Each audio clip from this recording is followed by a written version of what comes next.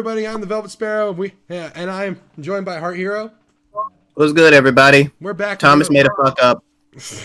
We're back with another episode of Let's Read Katawa Shoujo. In the last episode, we found out that Shizune and Lilly have a lot of beef.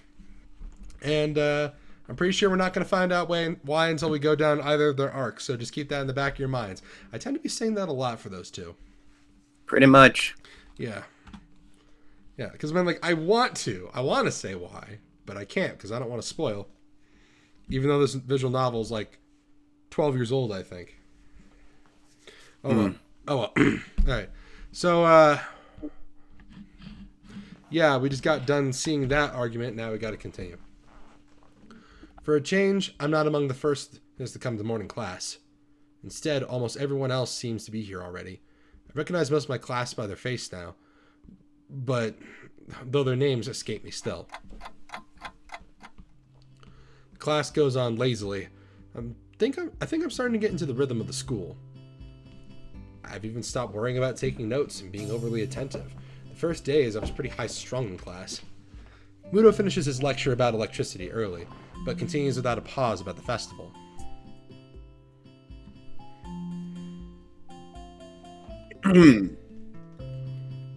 So as you know, the festival is on the day after tomorrow. I hope everyone's projects are going to be successful this year. Have a good time, but also come Sunday, please keep the meaning of this festival in your mind. Games and fried food! Everyone bursts out in laughter, and so do I. Of course you yes, thank you, Mikado. Of course your fat ass would like fried food. And I don't expect you to be winning any games, because you're also the one who has the lowest grades in the class. I don't think... she's part of the student council. I'm pretty sure, the second she gets, a B, it's all right, you're out. It's nice knowing you. Yeah, student councils in Japan are pretty fucking ridiculous as shit when it comes to grades. Brutal.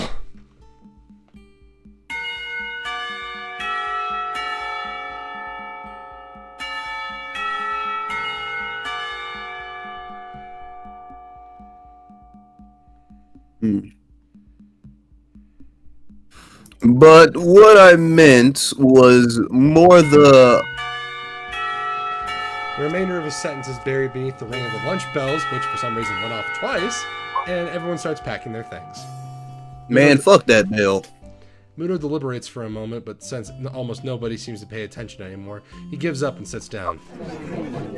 It's crowded in the hallway, or as crowded as hallways in the school probably get. Most of the students seem to be heading down for the cafeteria. Hisao! Hold on. Sorry, I was in that one for a little while. I'm gonna make you a one-time only, super extra special lunch offer. Super special extra. Who the fuck is she? A bridge Yuki? Super special awesome ninja chocolate banana cream fudge sundae. Go! Emi's homemade box lunches. Emi's homemade lunch boxes, and the privilege of enjoying them in private with two bombshell beauties. You're both teenagers. Hey, you want to get on a ride with the real man? She's 16! Her overly flirtatious sales pitch echoes in the hallway. A remarkable feat since it's full of people.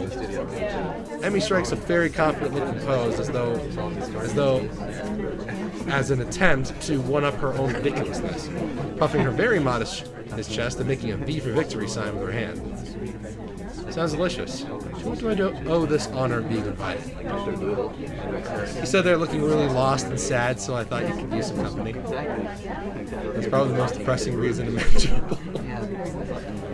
Hey, why are you being nice to me? Because you look fucking depressed. Pretty much. Thanks for reminding me, Emi. Yes, thanks for reminding me of the fact that no one fucking loves me. How about it? You're probably really lonely and would eat all that awful cafeteria food all alone otherwise. I'm kidding. Sure. I'll have your lunch offer. Pleasure. Let's go to the roof. Let's go to the beach. Let's go get away. Say it. What's they gonna say? Why the roof? Because that's where we eat lunch. And if you don't get up there, then she'll probably... And if I don't get up there, then she'll probably wander off, and then I just know she'll feel hungry because she never packs a lunch for herself. Ooh. Come with me! Without answering my question or waiting for a response, she grabs me by the arm and drags me through the hallways. I attempt to make conversation on the way. Why do you have an extra lunch? Emmy smiles guilty. Actually, it's yesterday's lunch. I slipped in around at lunch and forgot to eat it. Because it is entirely possible. The stairway to the roof looks a little dilapidated. Dilapidated. Why can't I speak today? Decatecahedron. Do, re, mi, fa, sol, la, ti, do. Peter Piper picked a pair of pickled peppers. Okay, got it. But it's clearly been used recently. At the top of the stairs...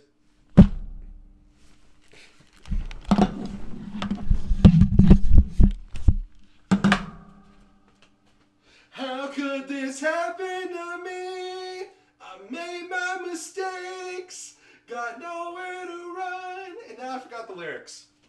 But life goes on! Oh god, I just put my headphones on. Perfect timing from me. At the top of the stairs is a door complete with missing padlock. I wonder who the intrepid individual it was that removed that lock. Emi shoves the door open and steps beaming into the sunlight. Suddenly, a tall shadowy figure emerged from the hilltops. He was light, but also shadow. He also had great... Jesus Christ.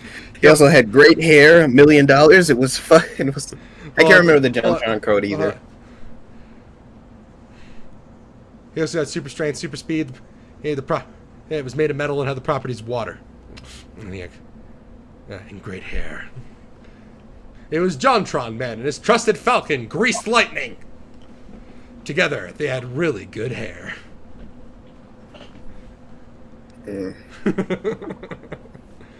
So standing imposingly in front of us, Emi flinches, almost was falling back down the stairs. Hello? Can't ever do this simultaneously. Thanks. You scared me, Rin. Wait, isn't she? Hello? I want to record a message for you to get you settled in on your first night. Every single time you read hello, you always have to say it like your phone guy. Yeah. Noticing that Rin is speaking to me, Emi looks curiously at me. You two know each other? I look confusedly at Emi. She's that friend of yours? Rin has turned her gaze towards the clouds drifting above the school. I didn't know you knew this person, Emi. The awkward silence lasts only for a few seconds until Emi lets out a tiny giggle, shrugging the coincidence off. I invited Hisao for lunch. If you know him, that's just better. Hell, does this mean I don't get food? Or did you invite him for lunch without the lunch? Neither. I have food for 3. Nice thinking. They walk to the other end of the roof while I stay at the clock tower for a while, taking in the atmosphere. There's nobody else but us here. I guess the roof was not as popular as it is in other schools. A few rundown benches and tables are scattered around the edges, perhaps in an attempt to make the rooftop look less desolate. The small pebbles covering the roof rattle beneath our feet. I peek through the chain-link fence and take a look at the school grounds and beyond. Students are strolling in pairs and groups around the quadrangle and at the cafeteria. A few delivery trucks are driving past the school towards the convenience store nearby. Somewhere a watchdog barks at a passerby. Somehow, when I look towards the town center, the small town feel strikes me very, very strongly, almost palpably. The hectic lifestyle of big metropolises seems so far away and foreign here. Nobody has to run to catch the bus like their life depended on it, or get their senses overloaded by neon lights and traffic jams. I feel surprisingly optimistic about this new life of mine, looking at my new hometown, even if it's only going to be mine for just a short year. Finding out about my illness and having to move away from home all came so suddenly. I haven't had time to think about how I feel about it. When I step out of the shadow of the clock tower, to the open, I feel warmth touching my back. The sun shines from a perfectly clear cerulean sky.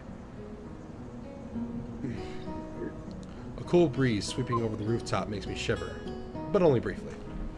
The wind carries the scent of trees and flowers, not smog and car exhaust like it used to, just a few weeks ago. Emi settles on a bench with Rin in tow and produces one big and two small lunchboxes from her bag. Come on, Hisao. What are you waiting for? She's beckoning me to join them, making room on the already small bench. I seat myself in the corner of the bench to take as little space as possible. It's pretty cramped, but somehow all three of us fit on it. Impressive view. Emi suppresses a giggle and places a lunchbox in front of Rin. Yeah, and hands another lunchbox to me. Here you go, lunch, as promised. Well made, no less. I'm impressed. Wow, this looks really good. What is it, Hisao? What are we eating? Although... Hey, so... Emi probably made Rin's curry when we first met her, right? With the stuff that she was eating when she was in the art room. Yeah, pretty much. And do you... I don't think she'd do repeat meals throughout the week. So, it's not curry that they're having today. And now I'm upset because I just want to know what they're having. Me too. Hey, do you, there's this, lady on TikTok who goes by Guayum. She makes these videos where, like, she opens them being like, making lunch for my future husband. Or my imaginary husband. That's adorable. Yeah, it is adorable. I'm just like, I wish she'd open an ASMR channel, but she's not going to. Because I wish we had more ASMR cooking videos that weren't just the sounds of cooking. It was like somebody talking through it. Yeah. Also, I'm lonely. Really lonely. Knock, knock. Who is there? Amira. Ha ha. I am lonely. I was just thinking about that. Thanks. Making myself when I can.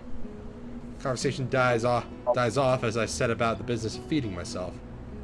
Taking a few bites, I glance up and notice Rin deftly opening the lunchbox and popping a forkful of food into her mouth using only her feet. Even though I've seen it before, I can't help but be impressed by her dexterity. It's also a reminder of the sort of place I'm in right now. Will I ever get used to sights such as this? I can't decide if getting used to such a thing would be a good thing or a bad thing either. Does getting used to this place mean that I'm giving up on being a normal person? Or does it mean that I'm becoming more understanding about those around me? Number Sal? 2, motherfucker, number 2. 2 on both accounts, man. Ugh, city boy. I'm distracted from my thoughts by the sight of Emi tearing into her lunch as if it insulted her ancestors. You disrespected my family. You disrespect me? You disrespect my family? You call us stinky poopy babies? You ate my wife. You ate my baby. You ate my fucking baby. You disrespect me.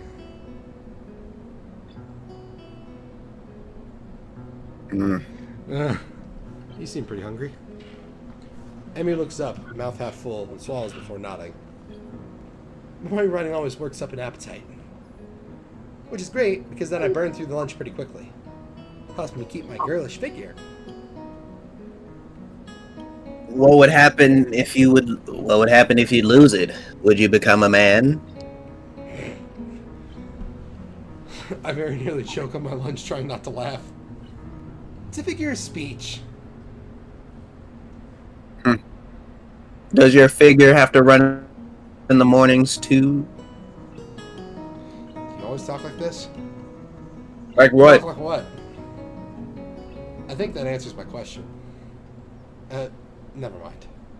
So, I struggled to think of small talk and settle on the obvious question. How'd you two meet?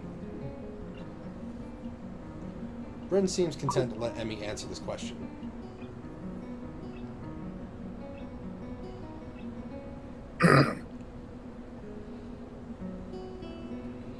Is Emi going to answer the question? Hold on. Sorry. Find out next time on Dragon Ball Z. Someone in the housing department thought we complement each other well, so we were assigned rooms next to one another. Complement each other. Oh, that's probably like shoes and a suit. Probably why Hisao ended up with fucking Kenji. Yeah. I thought, oh, they're two boys. It's like, oh, well, Kenji's an incel, so let's put this other guy who just transferred here. We're fairly certain he's also an incel. Yeah, I mean they're the only male characters in this game besides the teachers. So besides Mutou and the nurse. Yeah. Yeah. Huh. Emi giggles at my confusion. Put us together and you got all our limbs. Get it? So I started helping Rin get ready in the mornings, and that was that. I mean, you can't help someone get dressed every morning and not get along. I see. Rin chooses this moment to interject. I have trouble with shirts. Right. That seems fairly obvious. Really? Kinda. This isn't helping. But at least Emi seems to find the whole thing funny. That, combined with the fact that Rin is genuinely curious, makes me feel slightly better and yet confused. I mean, you got no arms. So, putting a shirt seems like one of those things that would be difficult. You know what? I'm just gonna stop talking now. It'll save me a lot of trouble in the long run. Thank fuck! About damn time. Rin nods in what I suspect is meant to be a sage-like manner.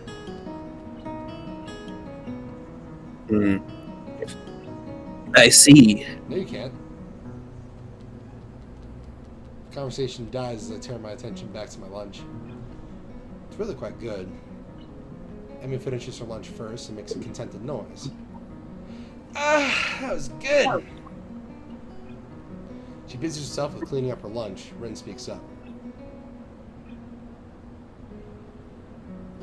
I'm thirsty. Give her some chalky milk. Oh, almost forgot about that. Sorry. With a flourish, she reaches into her bag and removes a trio of juice boxes. She tosses me one that appears to be cranberry juice, one to Rin that appears to be some kind of strawberry milk, complete with pink color scheme, and keeps an equally pink box of some kind of fruit punch to herself. Rin dexterously stabs her straw through the top of her box and begins to drink.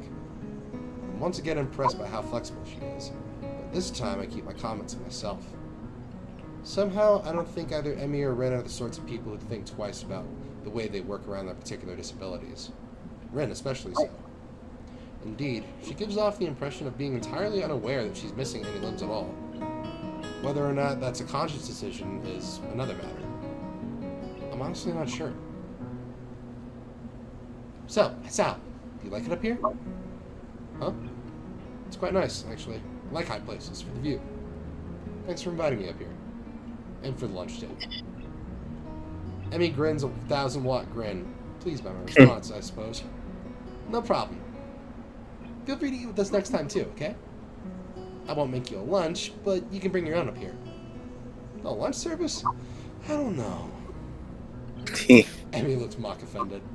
Trying to take advantage of my good nature? The nerve! She giggles. Well, if that's your answer, I guess Rin and I will just keep eating lunch all alone. I'm suddenly assaulted by the most heart-rending puppy dog eyes I've ever seen as Emi pouts. Kidding! I was kidding! I'd love to eat lunch up here again. Good location, and the company's okay too.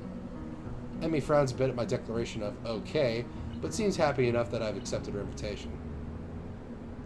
I guess this makes us friends now. Or at least acquaintances. The lunch bell rings, signaling a return downstairs.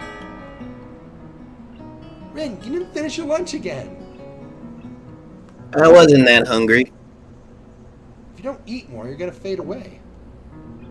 Rin shrugs as if that's an acceptable risk. For what we didn't know is that she was actually a very big fan of the band Samurai. Hey, it's a thing of beauty, I know, because she'll never fade away. Oh, God damn it. Say what you had to say, a thing of beauty, I know. Come on, we better get going. We can't Yeah, Rin's just thinking to herself, like, I gotta go back so I can listen to all 3 of my Johnny Silverhand albums. The 3 of us head downstairs together.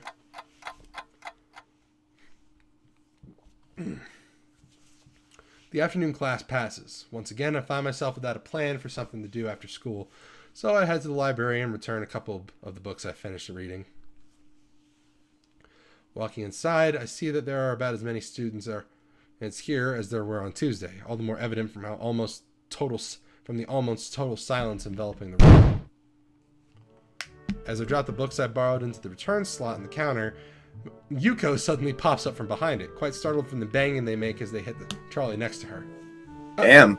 Sorry, Yuuko. Didn't mean to startle you. Who voices Yuuko again? Me. Okay. No, it's fine. Happens a lot. I'm used to it by now. Can I help you? It's okay. I think I know where everything is. Thanks anyway. I suppose I'll grab another book or 2 while I'm here. There's not much else to do. And after reading so much during my stay at the hospital, it's become a hard habit to break. I wandered down to the fiction section toward the back of the library, scanning the bookshelves for anything that catches my eye. As I do, I look over to the corner where Hanako had been the last time I was here. Not really expecting anything. Give me a second. What? My little brother needs me for like 2 minutes. Keep reading up until I need to read something. Okay. I'll just pour myself another cup of wine.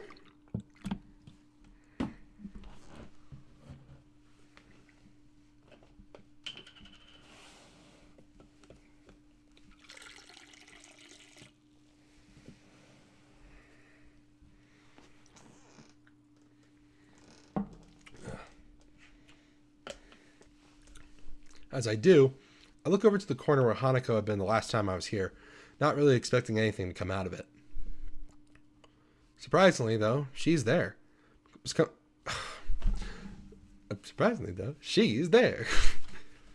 Surprisingly, though, she's there. Absorbed completely in a fairly thick book, I decide against intruding on her like last time and get back to finding the reading material. After an indiscernible amount of time spent perusing the aisles, I finally decide on a couple of books to get and slide them off the shelf. Without a minimum of fuss, I quickly walk over to the counter, check out my books, and pop them into my bag as I walk out. By the time I leave the main building, sunset isn't too far away.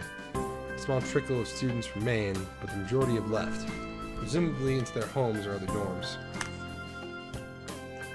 I guess I need to buy some supplies. I can't live off cafeteria food and eating out for my entire stay here. As I leave for the gate, I make a few loud stretches to try and stave off the tiredness that's acclimated over the week. After passing through and rounding the corner, though, I see a solitary figure walking downhill towards the small town below, while her hair and tapping of her cane are unmistakable. I quickly walk up to her, which seems to catch her attention without a word needing to be said. Hi, Lilly.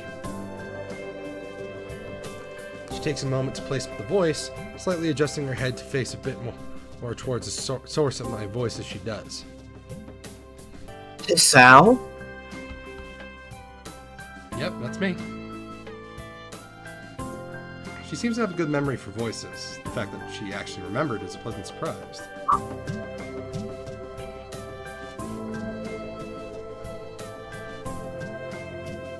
Good evening. What brings you here? Once again, she gives a small polite bow, and once again, I reply in kind before realizing that I didn't need to do so. Hey. Just going to town. You? Little nigga's asking for me again. Damn it. Sorry, man. Just run. My, what a coincidence. Doing the same thing, eh? I usually go shopping on Fridays. She pauses for a moment, looking a little lost. That said, Hanako usually comes into town with me. Not lost, but worried. The two do seem to be keep pretty close tabs on one another. It's kind of surprising that Hanako would just forget Lilly like that. I noticed her reading up in the library. She probably just got caught up in a book. She lets out a small sigh of relief. Thank you. She has a habit of doing that. Avid reader. Right. She doesn't like being around crowds of people, so reading away from everyone lets her relax a bit. Although she probably didn't intend it, I can't help but grimace as I recall my first meeting with her. Hardly wanting to bring it up, I remain silent as we quietly continue to walk down the quiet road. Yeah, probably not a good idea to bring up the fact that you creeped out her best friend. Yeah. With the road bereft of cars and the students of Yamaku increasingly far behind us, the quiet rustling of the leaves and the measured tapping of Lily's cane against the sidewalk are all that can be heard. It's kind of nice, especially compared to the hustle and bustle where I used to live. Before I know it, I relax so much that a loud yawn escapes before I can control it. Tired? Yeah, been running rag these past few days. That's an understatement, to be sure. Transferring into a different school would be bad enough, but nothing like this. Well, hopefully everything should settle down for you. The festival's got everyone in a spin right now, and you've been plopped right in the middle of things. Also, I finally been able to read properly without tripping over my own tongue. Hell! Yeah! Oh, by the way, did you see the trailer for the new Assassin's Creed game that's coming out? Yeah, people are being stupid about it, like they probably already, like everyone is.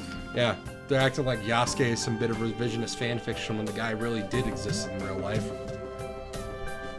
My only problem is that, like, I can't play this game for two reasons. I don't have a PS5, and I'm boycotting Ubisoft because, like, they're doing that thing where they won't let us own our own fucking games. Why the fuck do companies think that's okay? But they're really trying to fucking tempt me because I actually really like Yasuke. I think he's fucking cool as shit. And I'd be glad to play as him in this game if it wasn't for them doing that and, like, me having a little bit of stigma against this whole thing because normally we don't play as historical characters in these games. I'm kind of getting into an argument with someone on TikTok because they're like, but other games have historical characters historical figures as playable characters. I'm like, yeah, but this is Assassin's Creed, and Assassin's Creed doesn't normally do that. Makes sense. In other cases, I would fucking love a game where you play as Yasuke, like a Prince of Persia or Ghost of Tsushima style game, but this ain't that. So, like, that's my only reason why I'm, like, kind of bringing it up. Like, if I had the chance to play this game, and if Ubisoft wasn't being a piece of shit right now, I'd gladly play this shit. I would be happy playing a game where Yasuke is, like, one of the main characters. But this ain't that. Why does Ubisoft thinks they can just dangle Yasuke in front of me and expect me to jump? Fuck no. I'm probably gonna end up pirating the game. Awesome. Let me know how it is. Alright. Yeah. Might be able to send you a copy. My computer can barely handle Project 06. Alright. Yeah, but hopefully in a few months in a couple of weeks I get that job, and I'll start saving up for a new computer, and then I'll be able to play some new shit. Sweet. Yeah. For a moment I hesitate, but given her apparent tolerance for frankness, I decide to give my full thoughts. I guess. Yamaku's kind of different, though. I mean, the formality of surrounding everything, the isolation around it. Not to mention the most obvious difference. It's kind of a whole different mindset. I suppose I'll get used to it, though, in time. She gives a matter-of-fact nod, apparently pleased with my answer. It feels almost as if she's included me into the flock of students she's shepherding, along with Class 3-2 and Hanako. Well, not that I mind. It's nice to get the thoughts off my chest in any case. Looking on the bright side, one could see it as a chance for a new beginning. You should cherish the ability to make new friends. That's optimistic. Nonetheless, it's good to have a positive attitude about such things, I suppose. I suppose that's a good take on it. Walking down the road, she seems to become somewhat unsettled. Before I can ask what's on her mind, she seems to collect herself and speaks up about something else. Oh, and speaking of something else, I found the names of, like, 4 songs that were in the Insomniac Spider-Man games that, like, that weren't heavily advertised. I mean, like, because we got Warbly Jets in the first one, we got, like, 2 Jaden Smith songs in the Miles game, and then we get Swing by Earth Gang for the second one. But there were, like, 3 songs from the Miles game I was able to find, and 1 from 2. Those 3 from the Miles game are the 3 Christmas music vinyls that his dad, his mom, and his uncle left behind. Let me see. No, it's in Wizard Radio. All right, so Monin by Art Blakely, Esta Navidad by Willie Cullen and Hector Lavoe, and Nice. and Merry Christmas Baby by Otis Redding. Ooh. Yeah, and the song from Spider-Man 2 is Seabird by the Alessi Brothers, which was a song that played during Howard's mission. Oh, nice. So now I'm gonna cry every time I hear that song. Actually, like we did that. Actually, I did that mission again yesterday, and I actually did start crying. Well, crying is normal. Yeah. Like just the guy's barely in the games yet. I feel like I've known him for years. That's good storytelling for you. Yeah, I mean, like it also helps that he's played by Lee from the Walking Dead game. So. Now, if only we could get good. Well, I mean, we do have good storytelling, but hopefully we could get better storytelling for the villains. Yeah, instead it's just, oh my god, there's someone I know. Oh, it's so heartbreaking. I have to fight them. I swear to God, Finn was the most annoying part of Miles' game because all she had to do was look at numbers on a goddamn screen. It just like, Miles is like, hey, the guys at Roxxon are hoping you attack them so they can blow the place up. You're going to die, and a bunch of innocent people are going to get caught in the crossfire. Stop attacking them for 5 seconds and let me handle this shit. I know how to deactivate their stuff. And Tinker is like, I don't care. I'm upset. Let me get myself killed. At this point, I would actually... Like, I feel like if I was a superhero, I would let her do it, and I would just evacuate all the innocent people. That's what I'd do. Yeah. Like, I'd warn people, I'd be like, hey, this crazy bitch is gonna get you all killed. Can you, can you guys get the fuck out of here so I can, try and stop somewhat of her? But then I'm gonna let her put the thing in there and I'm just gonna wait. I'm just gonna sit there. I'm just gonna wait. I'm gonna be like, okay, you wanna get yourself killed? Go ahead, you crazy bitch. Mm-hmm.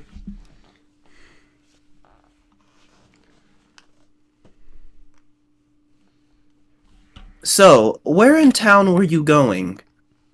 Hopefully not to the strip club. That's where I'm going. Wait, what's the point of going to a strip club if you can't see them? Oh, let's just say they have an exception for blind girls. They let me be handsy. Oh, Lilly, you friggin' minx! That's actually a pretty good question. I come in to buy food, but the layout of the place is still totally foreign to me. I just intended to wander around and see what I could find, but with sunset already approaching and nightfall not too far away, it doesn't seem very wise. I'm going to have to ask her for directions. Again. I was just going to get some food, but now that you mention it, I don't really know the way. Well now, this is quite lucky. I was just about to go to the convenience store myself. Looks like How convenient. Looks like I'll be in your care again. Thanks. Let's see if we can go to a 7-Eleven and get a copy of Kingdom Hearts 3. Yeah, so we can get From Dusk Till Dawn.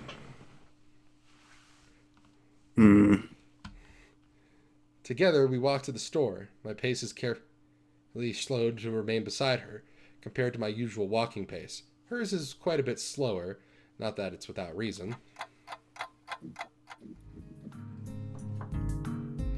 After what could be more than several minutes, I catch a sight of our objective.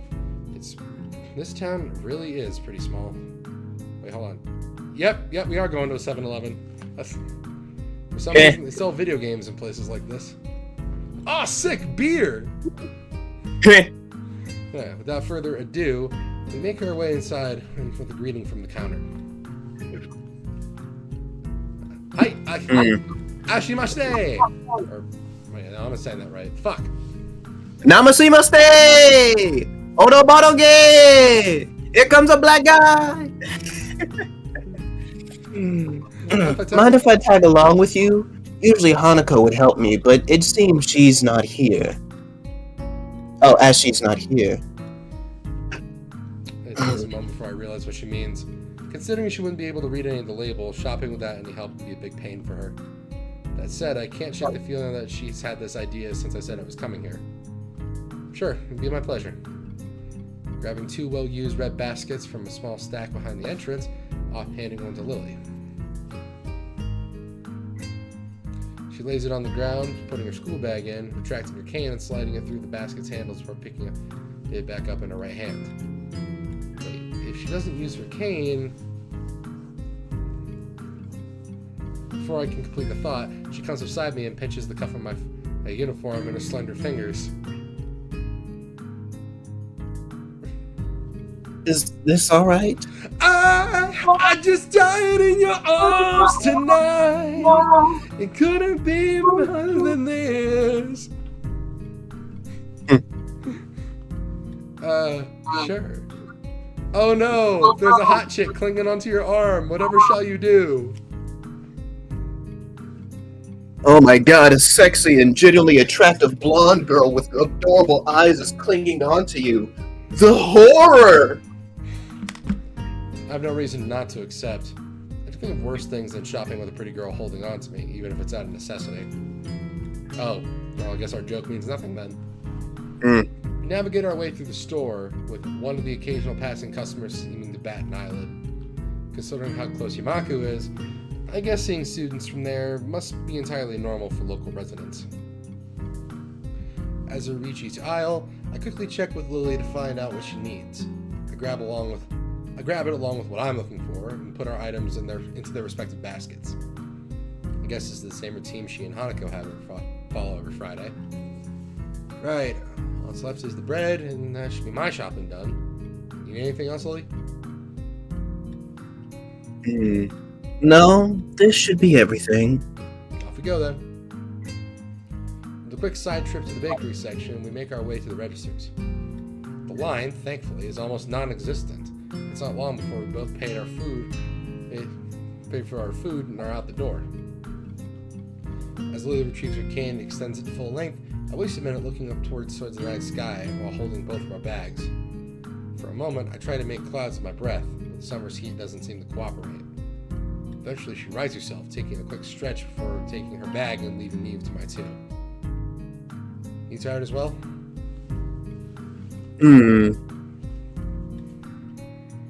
The festival preparations have been complete chaos. Shizune breathing down my neck doesn't exactly help things either. Hey, she's only trying to get everything organized. Better now than later, right? I suppose. I'm going to enjoy relaxing in town tomorrow, that's for certain. I guess the festival preparations must be taking their toll on the both of them. We walk out into the quiet street, and talking between ourselves, we carry our bags of food and supplies from the store. Wait, what's that? We notice a very distinctive figure making its way towards us, silhouetted by the street lamps. For a second, I think it's another male student from my class, but as he, or should I say she, gets closer, and I recognize her very quickly. Rin, what are you doing out here so late? Rin? Lilly perks her head, looking as though she's trying to focus on listening more keenly. It suddenly comes to me that I should probably interpret the scene for her. It's Rin Tezuka, I think was her last name, from our school. She stiffens at the name, but gives a complicated-looking expression. Something like a forced fusion of a composed smile and a painful cringe. Ah, I understand. I guess Lilly knows Ren too. Ren turns to look at us, looking terribly out of it. I'm not entirely sure if she recognizes either of us, or at least she doesn't acknowledge it if she does. She looks like a zombie. Or a statue. Or a statue of a zombie. Stomby. Oh, damn it. That... Oh, a God damn zombie. it. Hisao's a bridge Bardock. Oh, God. The only difference between a bridge Bardock and a bridge Goku is that Bardock is slightly more, or has a slightly bigger vocabulary and is more violent. Hmm. They're both fucking stupid is the whole point. Pretty much. Yeah. Oh my God, I have a child? Oh God, I have two of those! But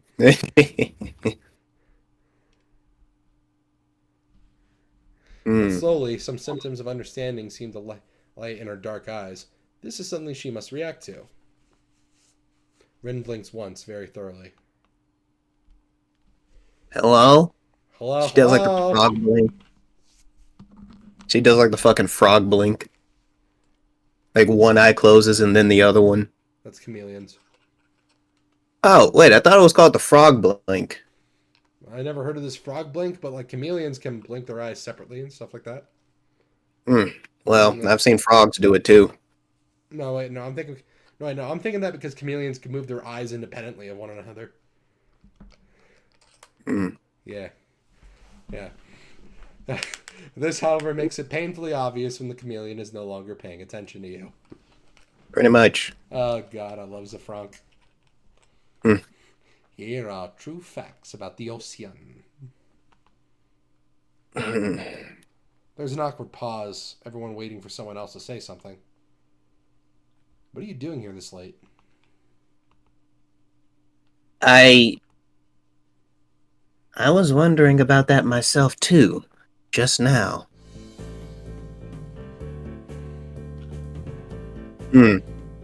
As people asked that before, I assume they were some people asked that before, I assume they were wondering the same.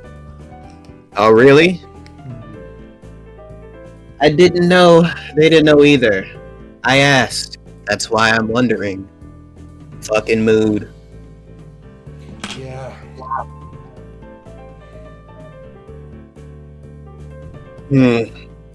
So that was pretty much it. It's a murder mystery without a murder.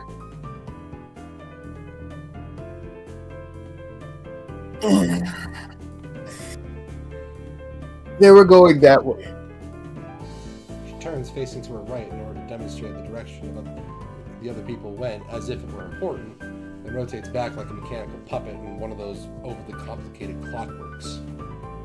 For a person who gives an impression of being the quiet side, Rin really does use a lot of words to say things that don't need a lot to be said. So she's an essay on literally anything in high school. Yeah, basically. Describe how fucking rain works in 5 paragraphs. I'm like, I only need 3 sentences to describe it.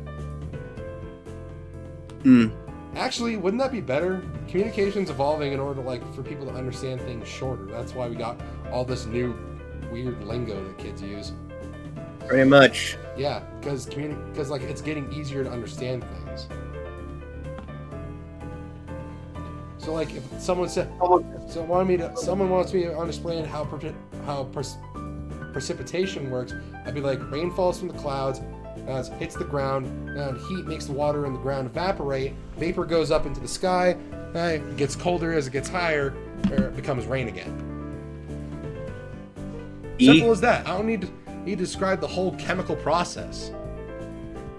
Yes, because you're not asking me about the chemical process, you're just explaining the basics of precipitation. Yeah, thanks, Miss Lindsay, for giving me a freaking D on an assignment that you should be giving me a B for. For a person who gives the impression of silence. Unsure if she's finished, I say nothing. Neither does Lilly, who seems equally robbed of words for the time being. I think that both of us are, in fact, just scared that any response might provoke her to continue. Our stupefied lack of reaction doesn't faze Rin at all. She keeps looking at us expectantly, a calm hint of expression on her blank face. She seems to be that kind of person, always so relaxed. As if bull elephant grade sedatives were flowing in her veins in place of blood. Do you have amnesia? I don't recall you having anything of the sort, though. This is the closest I'm going to get to Lilly saying that somebody's being stupid. Hi, I'm Dory. I have short-term memory loss. No, I don't think it's that. The other passerbys are probably just worried, though. You do look really lost. The way you're standing is in the middle of the street. Oh, I see. Maybe I should have taken some other kind of pose in that case.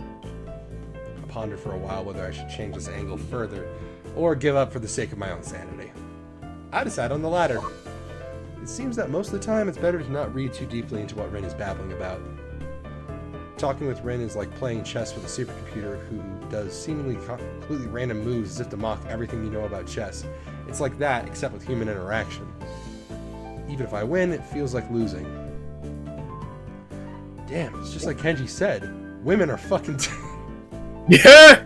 It's just like Kenji said, even when I win, I lose. Is this the power of the girls at Yamaku? I push the thought aside as it's too dangerous to consider further. Probably just from Kenji's anti-female propaganda getting to me in a moment of weakness. No shit! Did you have to walk? Did you intentionally walk to the other side of the room just to do that? Yes. All right, get back over here. Alright, fine. Why is that always funny? Just like someone screams something from the other side of the microphone and it barely picks it up. I don't know. Yeah, maybe taking another pose might have worked. So anyway, you have no idea what you're doing here.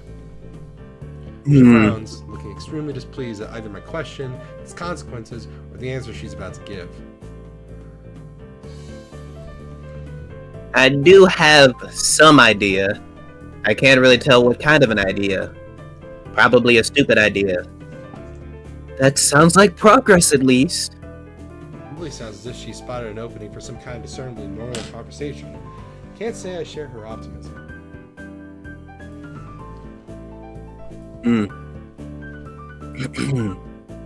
Yes, there is some. Yes, there is some. Definitely. The rest will come later. How funny would it be if she came out here because she... God damn it. What? No, you know what? No. No, I'm going to control myself. I'm not going to say the stupid thing tonight. I'm sure of it. I always have reasons. I was going to say, what if she came out here for a hookup? Yeah, probably not. Specifically, she came out here because someone asked her for a hand job. Oh, okay, that's a stupid thing. Yeah.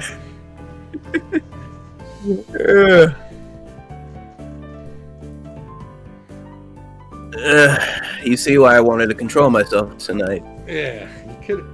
I mean, what you should have done was make a reference to Cat House Tragedy instead. Yes, I should have. Hold on. We'll keep reading. I'll pull up the lyrics in a bit. And the ensuing silence kills Lily's hopes all too visibly. That didn't last long. Rin's, as far as I can tell, unbased assurances aside, what should be done? We could just leave her on her own devices, whatever those are. But it's late, and I don't think we'll be getting any thanks if Rin is found standing here in the middle of the night. Which she probably will, unless she manages to remember what she's doing here in the first place. Don't be alarmed by the girl with no arms. Don't be alarmed by the girl with no arms. She's actually quite a treat. And if you wanna, she'll pull your banana. She's bloody good with her feet. Which also turns out that's a real fucking thing. I didn't know that was a real thing, but it's a real thing. What, foot jobs? Huh? What, foot jobs? Yeah, I thought those were just like a joke people were talking about. Nope, it's a real fucking thing. Yeah, it's weird. I don't like to judge people. I don't like to judge people for kinks either, but like, why feet? One of the most demonstrably unsexy things. Whatever.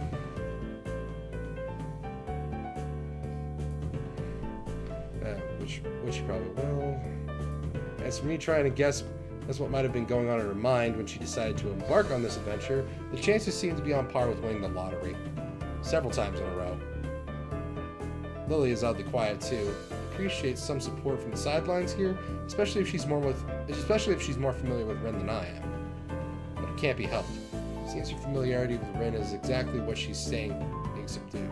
Exactly why she's staying subdued. So, I assume you're going somewhere? Not coming back to school? Any idea where? Her eyes widen in shock as she jolts back in some artificial way, making it seem like an act rehearsed for situations like this. Are you a mind reader? Is that your disability? How unique. No. Why would you think that? You knew what I was doing. Fucking face. God damn it. Okay, give me a moment. Again. Ah! It was just an educated guess. We walked the same street in the other direction just before, just to get to the store.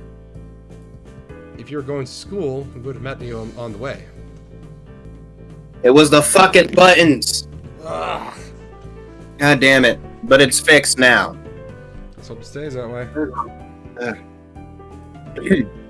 Ow. She looks a little disappointed. Like Kenji, Rin appears is quick to jump to completely irrational conclusions. Maybe it's something in the water here. Make a mental note to stock up on soft drinks. Eh. You know, that's There's chemicals in the water turning all the fucking frogs gay. You know, that's the second time this week that someone asked if I was a mind reader. Do I really give off that impression? Rin shrugs shoulders, which is all the answer I get. You know... What? Oh. Maybe you should come back with us to the school. Lilly interjects just as I'm about to further debunk my alleged mind-reading capabilities. She sounds rather concerned, the paper-thin smile on her face badly disguising that fact. Maybe she came to the same conclusion as I did. For everyone's sake, I decided to let the mind-reading topic drop. It's entirely inane, anyway. Yeah, Lily's right. If you can remember, there's no point in staying here. Rin considers this a rather simple deduction, but then nods. Okay. We start towards the school again, having wasted way more time than necessary with this episode. Story of my life. Rin walks alongside the edge of the sidewalk in her arrhythmic way, looking like a mix of a sleepwalker and a rope dancer, while Lilly keeps one hand on my shoulder, tapping at the ground with her cane. Tap, step, step, tap, tap, step, step, step. Apart from that, and a few fragmented beginnings of conversation, it's quiet. Quite apart from the relaxing one into town. That. So how's the mural going? We are going to get bad luck. Never talk about works in progress. I'm sure it'll be wonderful. Bad luck. Tap, step, tap, step. She doesn't seem to care. She doesn't care to talk about it. Lily's politeness feels out of place. For the first time. Step, step. The hill Yamaku rests on top of is surprisingly steep, going uphill.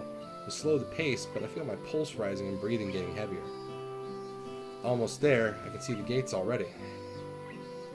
More than that, though, I notice that Lily's hand slightly tightens on my shoulder, interpreting as a gesture or that she wants to ask something. So I speak up. Anything wrong, Lily? I was just urged to say, aside from our traveling companion, but only just. For a moment, she seems to debate whether she should even bring it up, and that goes for it anyway. Is everything alright? Alright? How do you mean? The fact that I can't interpret her incredibly vague questions puts her off for a second. It's just, you seem unusually tired, I guess. Now that she brings it up, I notice that my breathing is strangely heavy. The uphill walk has really done a job on me. Lily noticed it all too quickly. So which should we choose? Pulling up the thing now.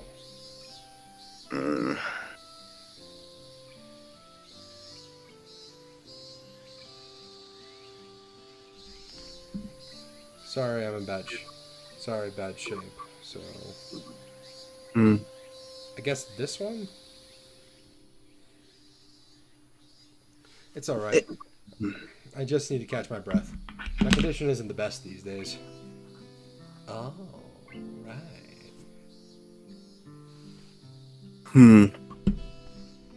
Oh. Is it something that is related to you being transferred here, I mean? She cuts herself off rather abruptly, maybe realizing that she was being a bit intrusive. Her instincts are sharp, though, and while I don't like the subject, it's not like I should lie about it. If it's Lily, I don't think I mind. I'm just a little weak for the time being. Hanako said you look fairly healthy, so I naturally thought... Well, if he's at this school, he's not, Lily. Hey, I mean, like, You know, some people actually think that Misha might have, like it's not just ADHD while she's at the school. She might also have cancer. Which, Jesus Christ. considering her energy, I really doubt it, though. Mm. Yeah.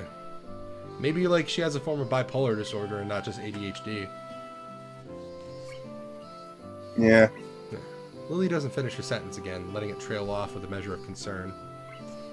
As she furrows her brow, Lily's uncomfortable expression spurs me to say at least something to ease her feelings. It's surprising that she's flustered, considering her straightforward attitude with her own blindness. She must know that not all share her own comfort about such things. Nah, it's okay.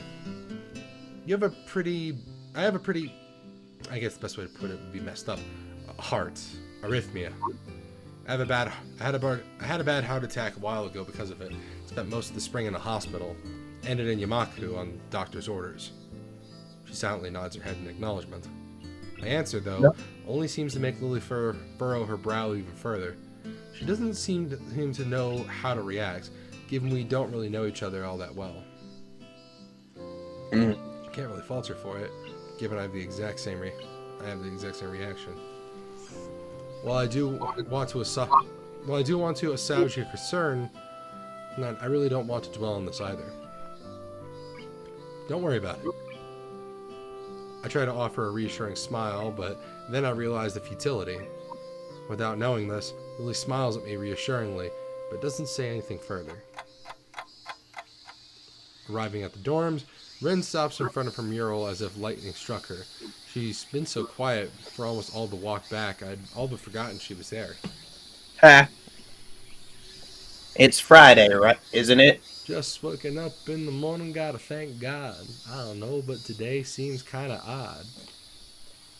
I saw a girl with fat titties and no ass. No, I'm not gonna do Tupac like that. Yes, Friday, the 8th of June. That wasn't Oh, Tupac. good. That wasn't Tupac. That was Ice Cube. Oh shit, I keep forgetting. Yeah.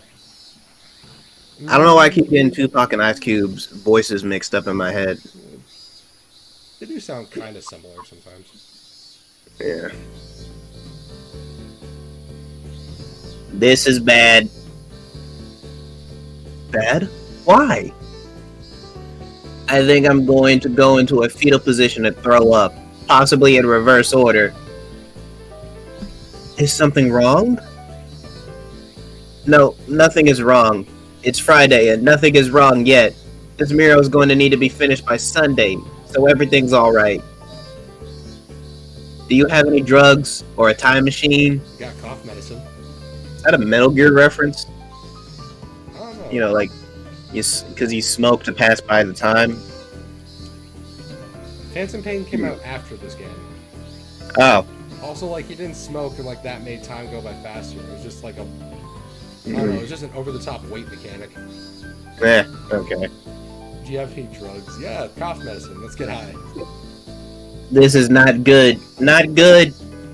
So she's behind her schedule. Recalling Shizune's exasperation at Ren's carefree attitude several days ago, I don't know what to think. She's left herself open to a told you so unless she can pull off whatever she needs to pull off by Sunday morning. Rin keeps staring at her mural, looking as mortified as she can. Leave me.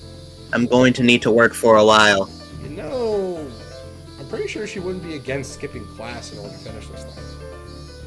I mean, hell, is there an option for us to stay back and help her? No. Actually, like, we were on the second... Actually, the last choice we made is the second to last choice for Act 1 before any new stuff starts. Ah. Yeah. I glance at Lily, expecting her to share an incredulous look with me as I roll my eyes. But then I realize she's not one to do this kind of thing. Leave me. Be gone, children, be gone. We do, of course, not wanting to aggravate her any more than she already is. There's a churning feeling in my gut. A churning bad feeling in my gut. Rin sure has a knack for making people feel worried about her. She seems like a person who should never be left alone. Maybe we should call someone? You sound like she was going to shock or something. I'm sure she will be just fine. she's how to say autistic. I mean, yeah, she is, but still. Lilly cocks her head a little, trying to find a polite way of calling Rin crazy without calling her crazy. Unique? Yes, a very unique person. Wow, So Lilly. unique, she's practically autistic. Lilly, how the fuck is how internalize ableism all around? Glad to know it's not just a sow. Eh. Guess you could say that. No wonder they get along so well. Yeah. She giggles at the notion melodiously, nodding in agreement. Sorry about leaving you stranded as you talk to her. I don't really understand her, so I keep my distance. So my guess was right. Lilly offers a slight apologetic smile as if she was sorry that her own shortcomings have prevented her from becoming closer to Ren. I'm not one to blame her at all.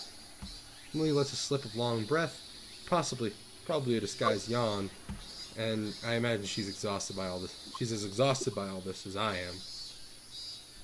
I know I sure as shit would be. I'd better leave now and give these to Hanako. Thank you for the company, Hisao. She smiles very sweetly at me. Feels different than normal, despite the fact that she seems to be smiling so often. I can't put my finger on what the difference is. It's just different. Relax, I'd say, but that's probably just relief of over getting rid of Rin, maybe. Yeah, good night. Say hi to Hanako for me. I will. Good night. Sweet dreams, sweet prince.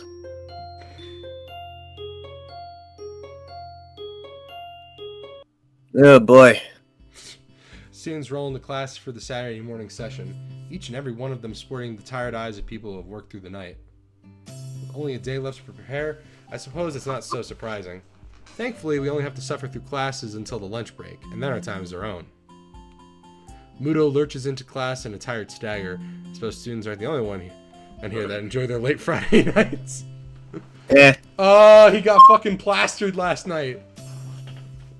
He either got wasted or got laid. Yeah. Probably wasted. Yeah, probably wasted. Without saying a word, he scrawls some age and question numbers on the board and slumps down on his desk. It's completely atypical behavior for him, but it appears that no one in the class is going to call him out on it. Wordlessly, the students shuffle their textbooks into position and get to work. Not wanting to break the trend, I did the same.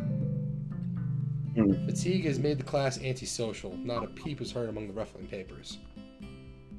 That could partly be attributed to the two empty seats behind me. For some reason, Misha and Shizune aren't present, probably doing council work for the festival. It's very quiet without Misha present. I wonder if she was born as rowdy as she is, or if she's making up for Shizune's lack of voice. Nakai, can I speak with you for a moment? I'm so engrossed in thinking about Misha, I don't even notice Mutou approaching my desk. Sure, what's this about? It's probably better if we speak outside the classroom. I saw you and Lilly talking last night, and I just want to let you know that in reality, under no circumstance is it okay for you to fuck a blind girl. I don't know. Something about this doesn't sound too good, but I stand and follow him out into the hallway. Mutou stands in the hallway, scratching his head as he works out what he's trying to say. Not knowing what's going on, I wait silently. So, tell me, how are things? Things? I expected Mutou to be a little vague, but this is pushing the limits. You know, things. You've had a week to settle in now, so how are things? Have you met Rin? Yeah, she's great. Exactly. Rin is a very great individual. She can be a little oblivious sometimes, but let's just say she's gotten really good with her feet. Oh god, it's terrible. It is, and I do not regret making the joke that I just made. Ugh, fine, I guess.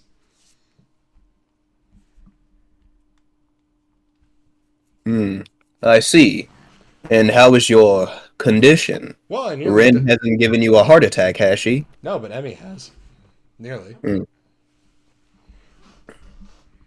The pause before condition seems a little unnecessary. Haven't had any problems so far, except for the one time Emi came freaking crashing into me at point blank speed.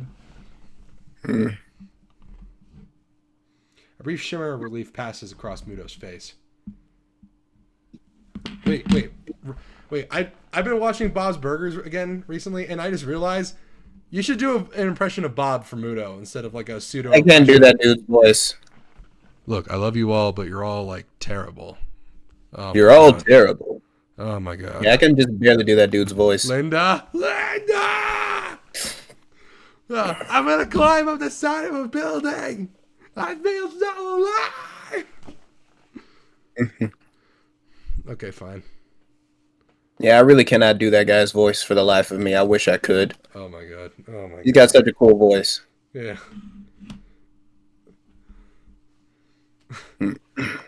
Good, that's good. The school nurse was a little concerned that you might have been pushing yourself a bit too hard. He asked me to keep an eye on you when he couldn't. Now, I understand Misha has large breasts, but a guy with your heart condition can't stare at them for that long. It makes sense. Have you seen Black Orchid's its finishing move from the first Killer Instinct? Oh, god damn it. Wait, I thought that was Poison's killer move. Poison is an in Killer Instinct. Oh shit, I'm thinking of, fuck. You're What the hell is the name of that? Ivy? Huh? From Soul Calibur? No, because there's a character in a fighting game whose finishing move is literally flashing her tits, and I thought her name was Poison. Poison's from Final Fight. Oh, Poison's from Final Fight. Okay, yeah, you're right. She eventually made it as a Street Fighter character. Like, when they added Hugo and a couple of other characters from Final Fight into Street Fighter 3 and 4. Yeah. Yeah. That makes sense. I'd ask that you don't blow us off so freely. As much as we try to give you the level of education that you would get at a normal school, you have to realize that you have limits. There are only so many titties you can look at, Hisao. And don't even get me started on that ass. Our goal is to make sure that you know where those limits are and how to maximize your potential within them. Do you follow me? Do you get what I am saying? I guess I mean I don't plan on doing anything stupid. Well, that's a start, I guess. So then, on to my next question. How are you finding your studies? I understand you were laid up for a while. We're not too far ahead, are we? I don't really think so. I tried to keep up when I was in the hospital. So it hasn't been too hard. Mutou taps his chin and raises an eyebrow as he absorbs his information.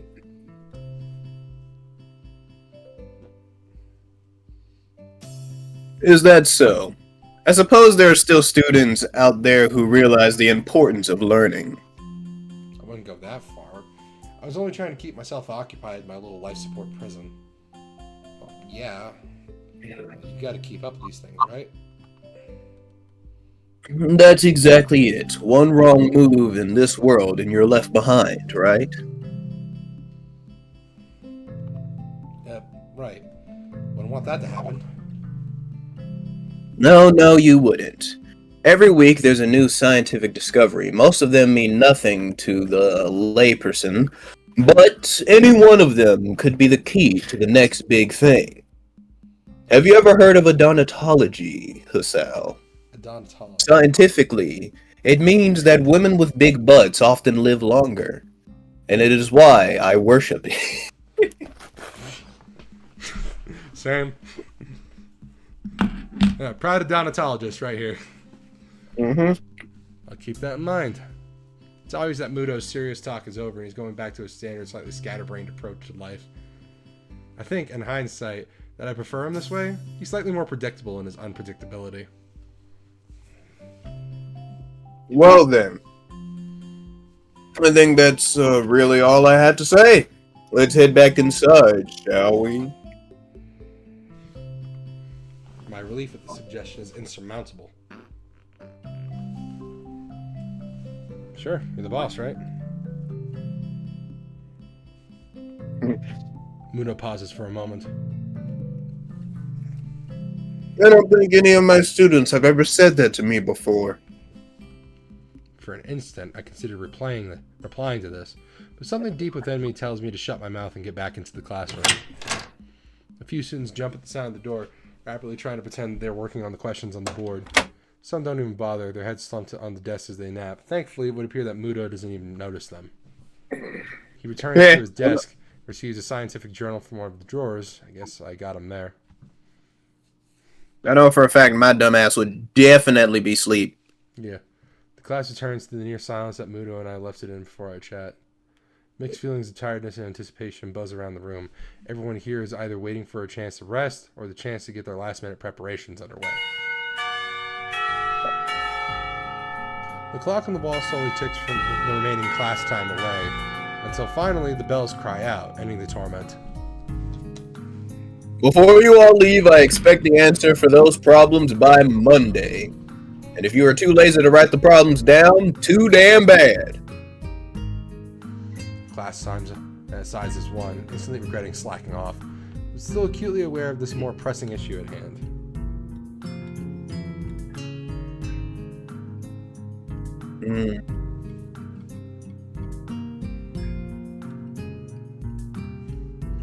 I stay behind and try to finish the question so I don't have to bother with it over the rest of the weekend with the festival and all tomorrow. Apart from me, Hanako is the only one left, obviously waiting for Lilly. It's weird that Lilly comes all the way to our classroom to pick her up. I expect that moving around is at least nominally harder for her than it is for Hanako. But it's none of my business, and I naturally don't ask about it from Hanako. Despite the relative proximity of our seats, neither tries to strike up a conversation. Not tries to strike up a conversation about that or anything else either. So an oppressive silence falls upon the classroom. Time passes in silence. It's probably just 15 minutes or so, but it feels longer. I turn pages of my notebook. Hanako turns pages of a novel she's reading. My pencil lead splinters against the paper, just as I was about to finish a paragraph. Sounds of my irritated sigh come fumbling around for a sharpener feel like they're breaking the mood in the classroom. Hanako keeps her eyes firmly away from my direction. Damn. Before long, Lily's tall figure appears in the doorway. Hanako? Her name is all it takes to make Hanako jump from her desk and run to Lilly. Oh, he's adorable. Aw, them bitches gay. Good for her.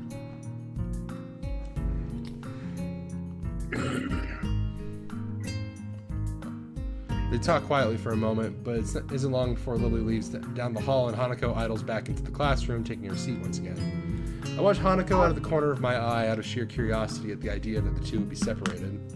For a couple of minutes, she does nothing but sit with her chin in her hand, staring at the desk dejectedly. Boredom evidently becomes too much for her, though, her slender frame reaching into her bag and pulling out a small book. Come to think of it, that isn't the one I saw her reading at the library. She must be quite a fast reader to get through them all at this rate. After about 10 minutes of relentlessly shuffling in her seat and trying to read, Hanako closes her book and leaves too. As should I, since the assignment is all but finished and there isn't anything to do in the classroom. Not that I have anything to do anywhere else either. The school is a beehive of activity, but no one pays me any heed.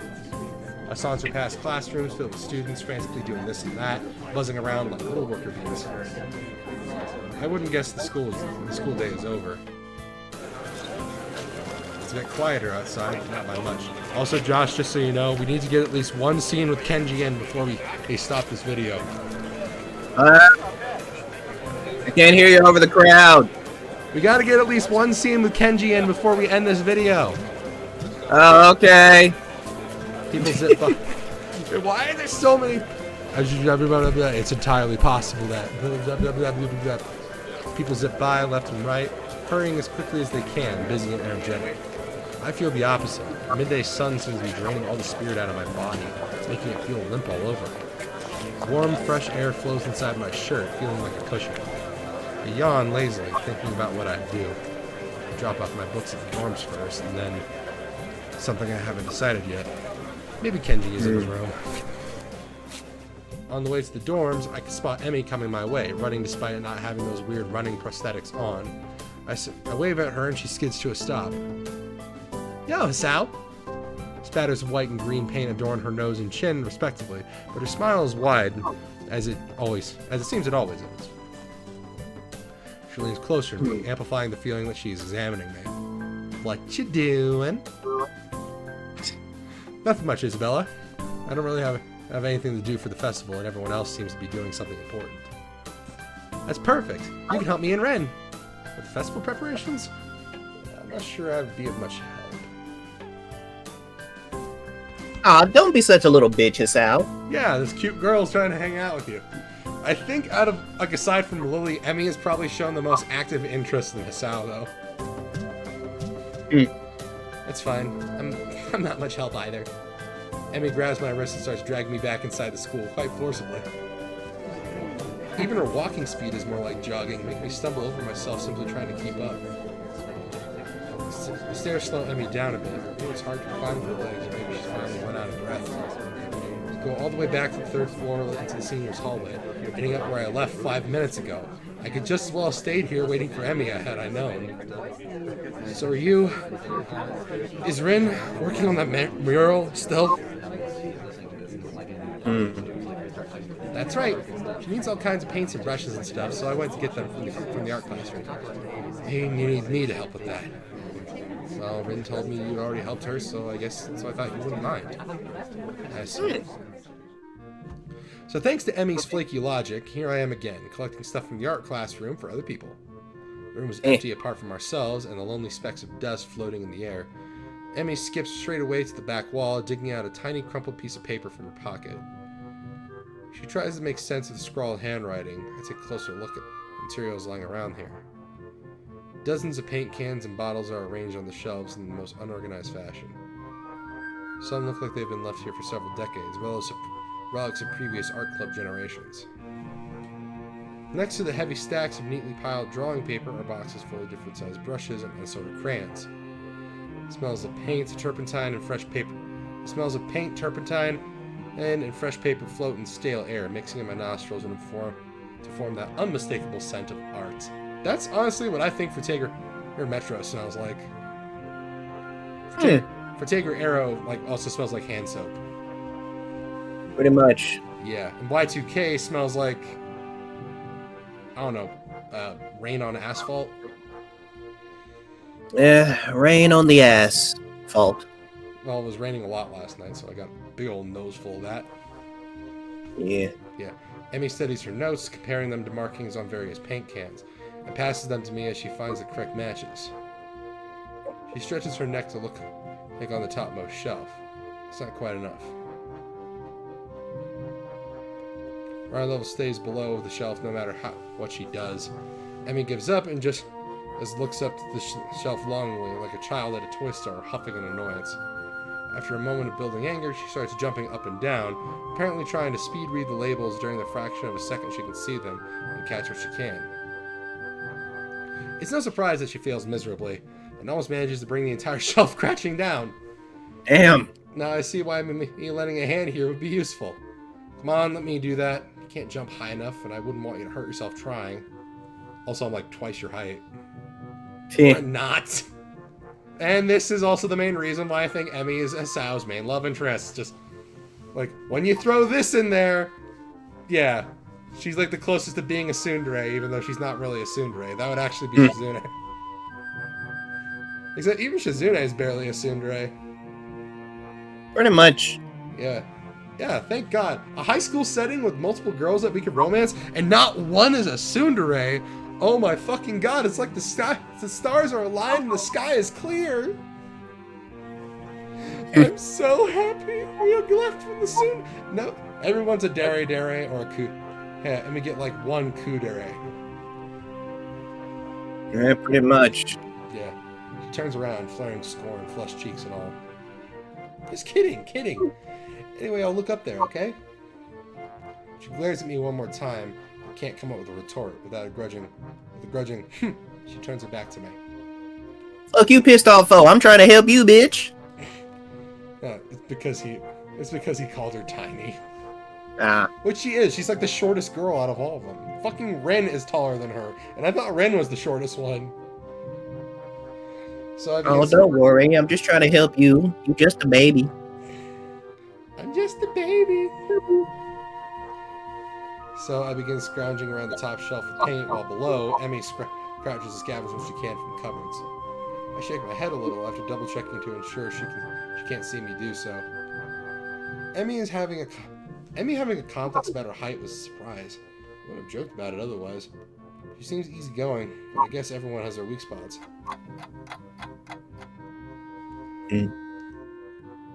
Only after we have almost all the items collected and spread out on the desk like a treasure hunter's spoils, do I realize that it wasn't necessarily the height jab that got her riled up.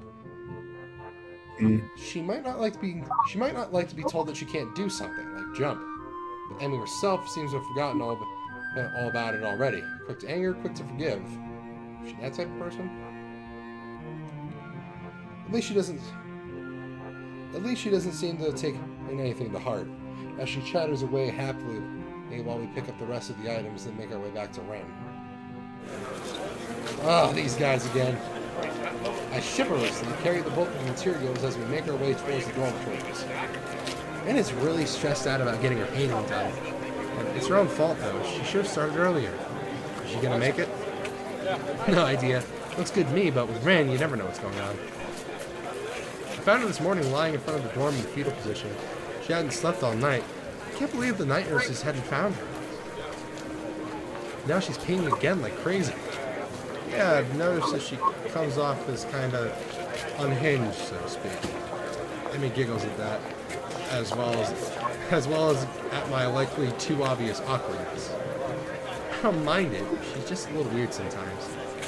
And that I can agree with her. Like me, Emi seems to be cool with Rin's whatever it is that feels so off about her. So they don't feel close like Misha and Shizune do, with them working as a single entity sometimes. It's hard to say where one ends and the other begins, even though they're so different, just like Emi and Rin are. And Rin's the most different of them all, different from anyone else I've met. Yeah, I guess she's a very unique person. Let's go into that word again, as if it encompasses Rin's personality by itself. But really, it's just a substitute for a lengthy description of her oddities. Emi giggles as I grasp out for a properly descriptive word. She's just weird. You know, earlier, she spent half an hour sitting on a box and staring at her toes. She giggles again in a way that makes me think she doesn't know what's funny about it, just is. All the time. The working area is a mess, but the mural itself has taken over even more of the wall since I last saw it.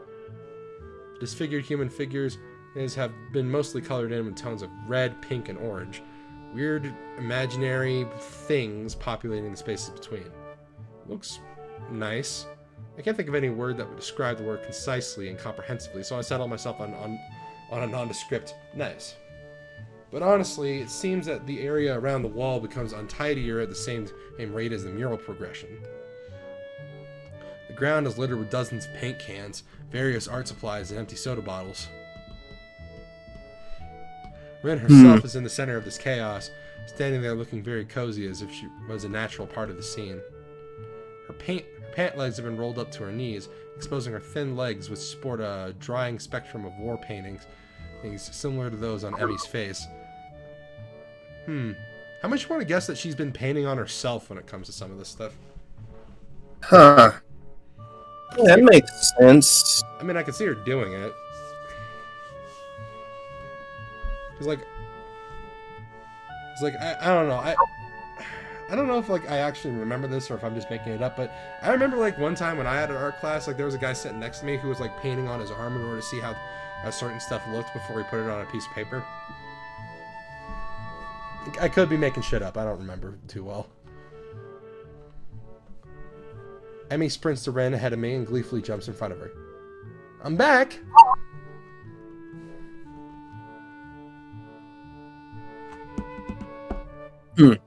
That was fast. Did you run in the corridors again? Hisao helped me. Emi points victoriously at me. Rin turns around and follows Emi's finger with her eyes, looking at my general direction. She nods absent-mindedly at me, looks like she hasn't slept since last night. A vacant, glazed stare that's focused slightly off me, and movements like in a slow-motion movie.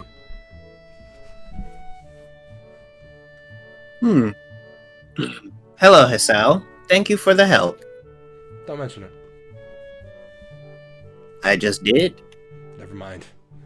Looks like you made progress. Looking good as far as I can tell. But now you get more bad luck.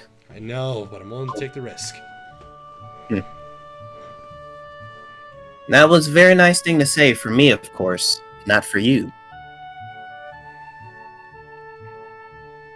This is why artists are always unlucky. They have to constantly look at their unfinished paintings. So artists can't find romance, their favorite TV shows are canceled, or they die young because of unspecified disease. It's a deep and mysterious law of the universe. Unless they are blind. She considers this for a while, looking like she's going to fall asleep. There's a boy. What boy? You remind me of a man. What man? Oh, the man with the power. What power? Oh, the power of voodoo. Voodoo? Yes, you do. You do. It's hoodoo. Oh, yes, you do. Hoodoo. All right. At the art club, you see. You remind me of a man. What man? The man with the power. What power? The power of voodoo. Voodoo? You do. Do what? All right. Remind me of the babe. Oh, At the art club, it's you the see babe with blind. the power. That's I was thinking of the David Bowie one, the Magic Dance. Oh, I was thinking of the actual song. Yeah. Dance, magic dance, magic dance. At the art club, you see blind boy. So he doesn't. See? You already told me this. I glance sideways at Emi and she glances back in a way that tells me she's heard this one before too. Neither of us say anything to Ren though, so she continues her monotone soliloquy like an unfunny stand-up comedian. It's like when there's a guy, we were at a stand-up comedy show, and then there's this guy who says that he's the master of satire. He immediately gets on stage, pulls out a microphone, and then yells the N-word. Jesus Christ. Isn't that what the guy who played Kramer did? I don't know. I haven't watched that show. Alright. He should become an artist. No bad luck guaranteed. If he becomes an artist, he'll be the type of artist I don't want to support. You know what kind of artist I'm talking about. Don't you think that would be a good idea? Not only blind people should become artists? No, not as such. You might have a point. Abandoning this train of thought, she turns again to consider her work and starts humming a tune that I think I recognize, but I can't remember the name of. Emi arranges a surprise we brought and moves a few paint cans around, trying to bring some organization to the scene. Emi, I need the Prussian blue paint.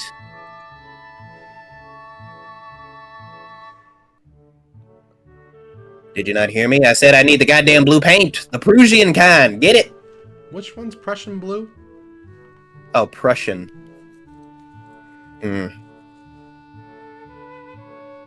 She's staring helplessly at like 7 or 8 cans, each with different tone of blue. It's the one with Prussian blue paint in it. Jeez, Rin, you're not helping at all. Look around as well, even though I don't know what Prussian blue looks like either. I wonder what blue has to do with Prussia, or what Prussia even is. The name sounds vaguely familiar, but I can't place it. While none of the blues look more Prussian than the others, a small print on the labels is legible enough to determine that none say anything about the context being Prussian. There's no Prussian blue here. Emi heaves a sigh. I guess I have to go back and get some. I promised to help with our class project, though. I'll be back in a bit later. Can you manage without it for a few hours? Rin nods, so Emi leaves.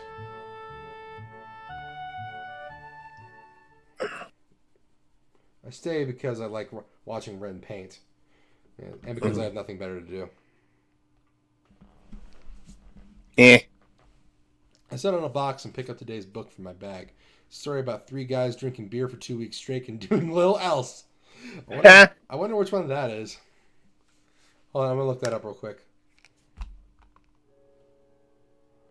Rin moves from the spot that was in need of blue and starts slowly working on another. Story about 3 guys drinking beer and doing little else.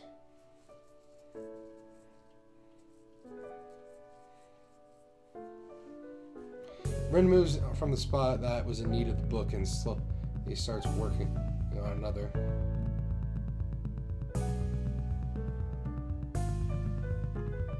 Her foot works the brush steadily against the plastered wall, layers of paint on top of layers of paint. The mural slowly gains more form. I turn the pages at a leisurely pace. In this chapter, they are drinking beer at the protagonist's friend's place. In the previous ones, there's the protagonist's own apartment.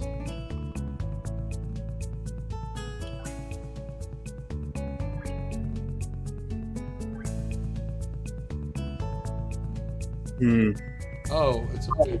It might be a book called 3 Men on a Bender.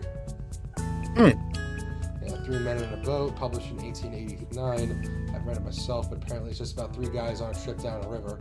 It breaks down to silly anecdotes about their travel without much else. Whether or not they're drunk most of the time is beyond me, though.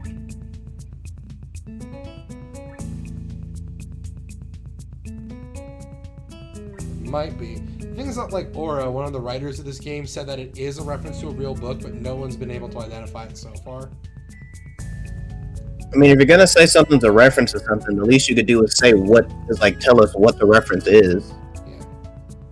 Oh shit! I found the Katawa Shoujo forum, so I'm gonna see. Drink for 2 weeks straight and doing a loss.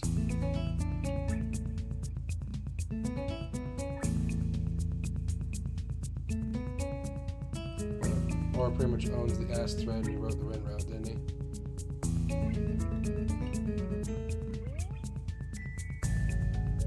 The Tome of Eternal Darkness? What the fuck? Oh.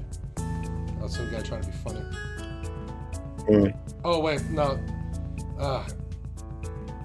Okay, I'll just look on the freaking TV Tropes page. Oh yeah, I forgot TV Tropes was a thing. Oh.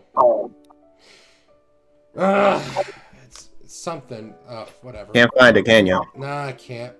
I'm just gonna hope it's 3 guys on a bender. It's not a page-turner kind of book. A slice of someone's imaginary life that makes me wonder why it had to be written. Why, indeed, the reason for doing something creative. The reason for doing something creative. It's something incomprehensible. Like why Rin does paintings. It feels like she and Emi are the same, going squarely against their fates as if it's just out of spite. Rin even said something like that. Do something you can't just because you can. Is that what she meant? Is that a reason? It might be Emi's. She comes off as quite a headstrong person. Rin doesn't give off that kind of air. Thinking about it, she doesn't give off any kind of air. Or maybe that's some different kind every time I talk to her. Why did she say what she said? What does she, or anyone at all, paint or draw or sculpt or write? I've never had much of a creative impulse, so I don't think I can really understand it. Makes me feel a little hollow inside. Like the Hollow Man. What a grim thought. I can't really decide whether it's true or not either. Am I content being this way? I can't deny I'm feeling a bit envious of Rin, but I can't really consider it a flaw of any kind. I'm myself and she's herself.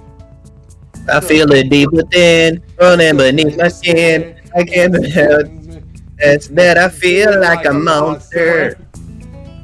I do feel I do need to find something that could make me feel a little less lost about myself, instead of just drowning myself in these books as I did in the hospital. I can't help but feel disoriented. The new school, lifestyle, and people around me contribute heavily to this sensation. I'm trying my best to fit into existing social circles. Most of the people I've met have been really nice. It feels like I'm an outsider, though. Like I don't belong. I'm a creep. I'm a weirdo. What the hell am I doing here? I don't belong here. First time I heard that song was in Book of Life. First time I heard that song was Rock Band.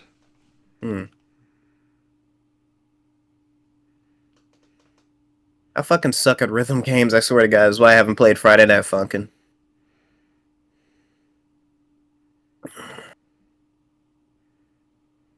Getting funky on a Friday night. I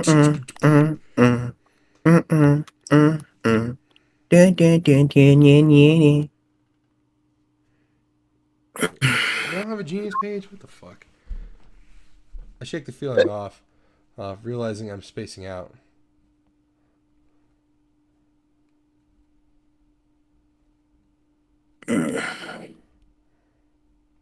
So do we only get the scene where Hisao is hanging out with Rin because we're going down her path? Yes. Oh, nice. Yeah, because last time, like when we were watching this, I was trying to do Hanako's, and we were like hanging out with her, and then we ran into Kenji. Oh, yeah. Yeah. I shake the feeling off, realizing that I'm spacing out. I have neither turned a page of the book, nor done anything for Rin. Actually, I think if we were going down Emi's route, we would have went with Emi. So, yeah, this is like signifying this is the beginning of Rin's route right here. Nice. Yeah, so okay, we got that guaranteed. So we're doing my waifu first, and we're going to do Emi next, because apparently you like her a lot. Mm-hmm. Yeah, and then we'll do Lily's, then Shizune's, and then Hanako's, and then we'll end with the bad ending. Alright. Like the absolute worst ending. And then we'll Where talk... you end up... No, not where you don't end... No, not the one where you end up single, but like... The one that made people think that Kenji is gay. Oh. Yeah. She trying to pour some paint from a big can using only her... She's trying to pour some paint from a big can using only her feet, having not bothered to ask me. Or maybe she did and I didn't hear it. Either way, it looks very unstable. Oh my god, feet! That's everywhere. She does it all. Well, I know some weird people are getting off to this. I mean, I'm not, but Ren's still my favorite. Just because Yeah. like, I vibe the most with her. It's like I'm having a space hamster moment, like when he was talking about Penny from Stardew Valley. She's perfect. I quickly jumped to help her, as it looks like she's about to spill the entire contents of the can all over the pavement. Take the can from her feet and pour some in a bowl. She didn't say anything, and neither do I. I catch a glimpse of her eyes, looking silently at me from under her unkempt bangs. It's an unreadable expression, a perfect poker face, mixed with a hint of something like a mild surprise. I wonder what she's thinking. Maybe she's wondering about what I'm thinking, maybe nothing. Any further thoughts? Do you have any pennies with you? I don't think I do. Then I don't think I will tell. I'm not thinking anything either. So you're in luck. Except now I just did. She frowns, looking very unsatisfied.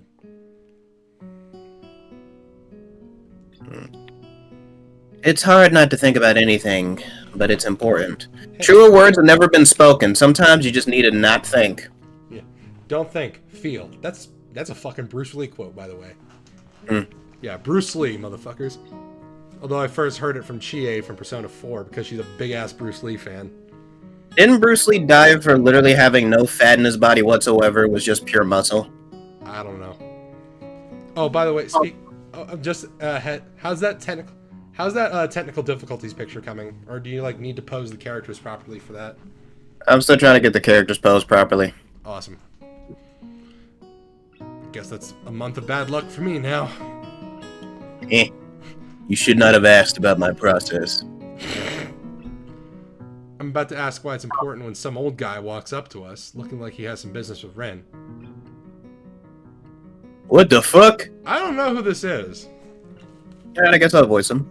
Good afternoon, how's it going? Hold on. I want to do it just so I can do an Alfred Coleman impression. Alright. Oh, shit. I can make it. What? Oh, yeah. Rin doesn't take her eyes off the wall and responds so naturally that I can only assume they know each other. I haven't met this man before, so naturally I wonder who he might be. Maybe a teacher? His hair has faded to a silvery gray, so much so that it looks artificially dyed. Hope it's not the case. Small round glasses hang on the bridge of his nose.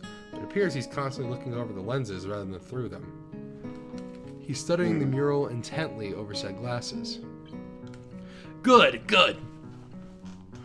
What a bold composition you have here. He moves to inspect the mural closer, talking to himself about it in a way that makes it obvious he wants us to hear it too. Sonic, I'm sick of you taking the Chaos Emeralds. I'm ending your life and taking them back. I miss my wife, Tails. I miss her a lot. I'll be back. Very good indeed. I don't really know what to make of it, but Ren doesn't seem to care much. She's looking over her working around her working space, various bowls of different tones scattered all over. Hisao. Hisao? A little more of this. Give me a second. I pour a 50-50 mix of two paints into the bowl to create more of the same pale pink tone Ren was using to fill up the shape of the man's face. Ren watches me doing so, which makes me feel nervous somehow. Her face is so unassuming that it feels like she's just waiting for me to do something wrong. The man turns to reckon me as well, looking surprised as if he noticed my presence only just now. Maybe he did. Why, hello there! Who might you be? Actually, maybe I should do a Mr. Fish Odor voice for him. Why, Probably. Why, hello there. Who might you be? I don't like talking to those dirty, poor people because I'm too busy having water balloon fights with my brother Felix, except the water balloons are filled with olive oil and wine. And because we're rich and we can do whatever the fuck we want. Fucking hey, Mr. Fish Odor. He's fucking hilarious, though. Well, I mean, like, it's Bob's Burgers. Everyone's funny. I'm a transfer student to Class 3-3. Hisao Nakai. Nice to meet you. Mutou's class, eh? Well, I won't hold that against you. What the fuck was that? He laughs very loudly, obnoxiously loudly. A few small birds take flight from a nearby tree. I'm Shinichi Nomura. Hold on. Do I have him as part of the voice cast thing? Let me see.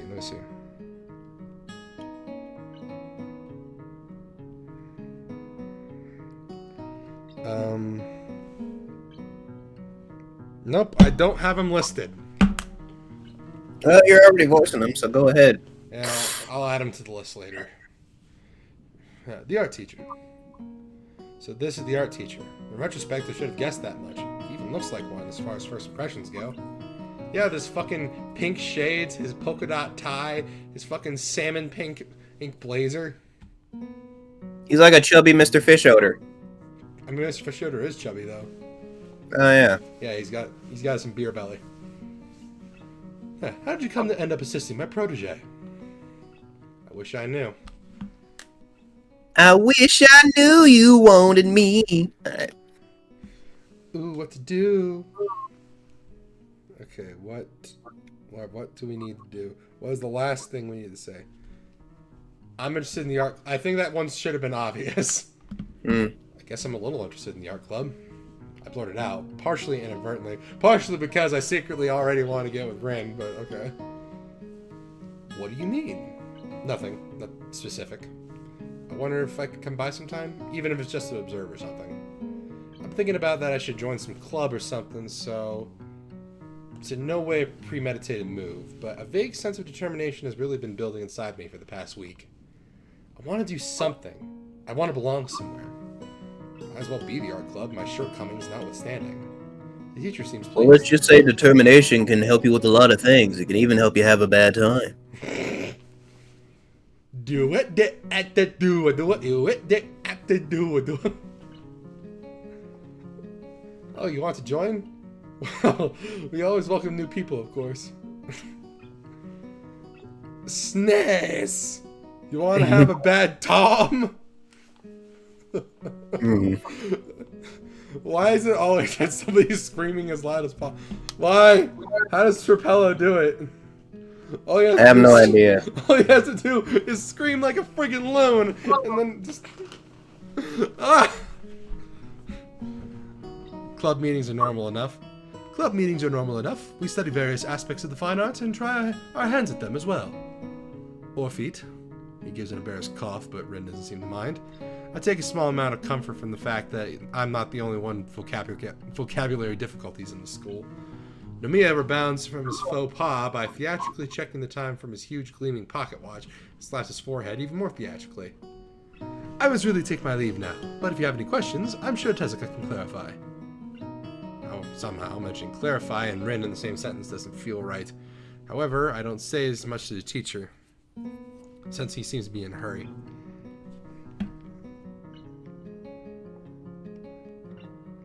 Oh, it's Senior Pello, not Sir Pello. Sir, Senor, Look at its S. or no, mignoy. It's all the same. Benoinoy. You'll never watch this video unless I forget to change the date. I'll remember every single year and you can't do anything about it.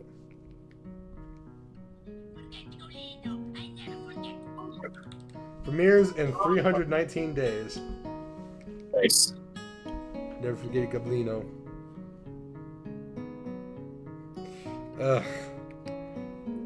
Tezuka, I'm pleased to see that this little project is going so well. I stopped by to remind you not to run off by yourself tomorrow. I've invited certain people to the festival for you. I'm sure they'd like to meet you as well. I hope I'll see you on Monday then, Nakai. Teacher leaves and we are left by ourselves again. Rin is left painting as if nothing notable happened. Since nothing, in fact, did, I am left wondering what on earth is wrong with me. Art and I haven't worked well together in the past, at least judging from the grades I used to have in middle school. Maybe the club will be different than an obligatory class. Who knows? We try to come up with something meaningful to ask about it, but to no avail. I'll just go to a club meeting and see how it goes. So we invited some people tomorrow just to check out your painting?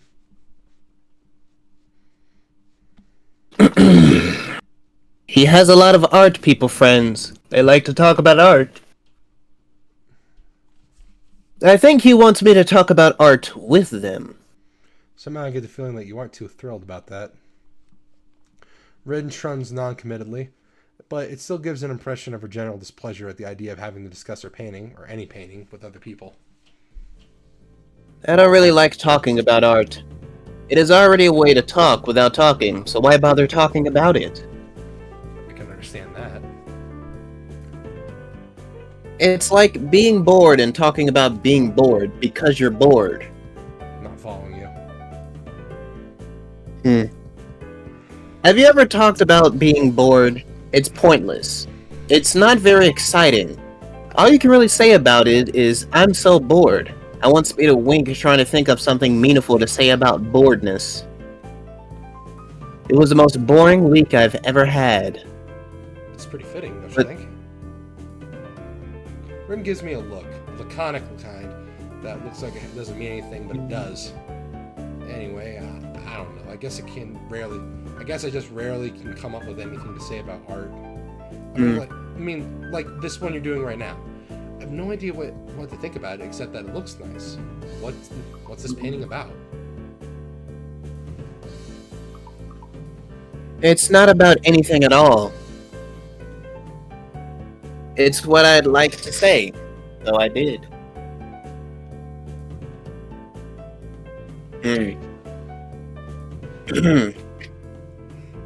But that was a small lie. I said it anyway because it would kind of like... No. Because I would kind of like it to be true. Teacher wanted me to do this, but I didn't have any ideas. I tried to have some, but nothing happened. So now, this is a painting without any ideas. But what are you painting then? No idea.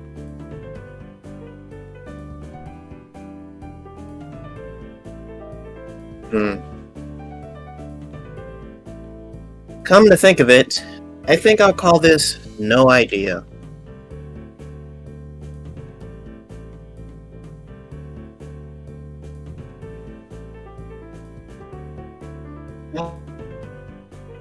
This is bad. You cut out there. Oh, my bad. Now I started thinking again. This is bad. Do the Harlem Shake. She shakes her head vigorously for a while, trying to shake thinking out of her head. That amber red hair flies wildly around.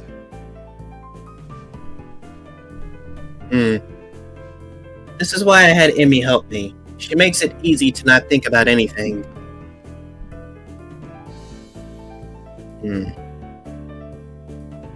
You know how she just talks about nothing for hours? It's like her head is made of bubblegum foam bath jelly.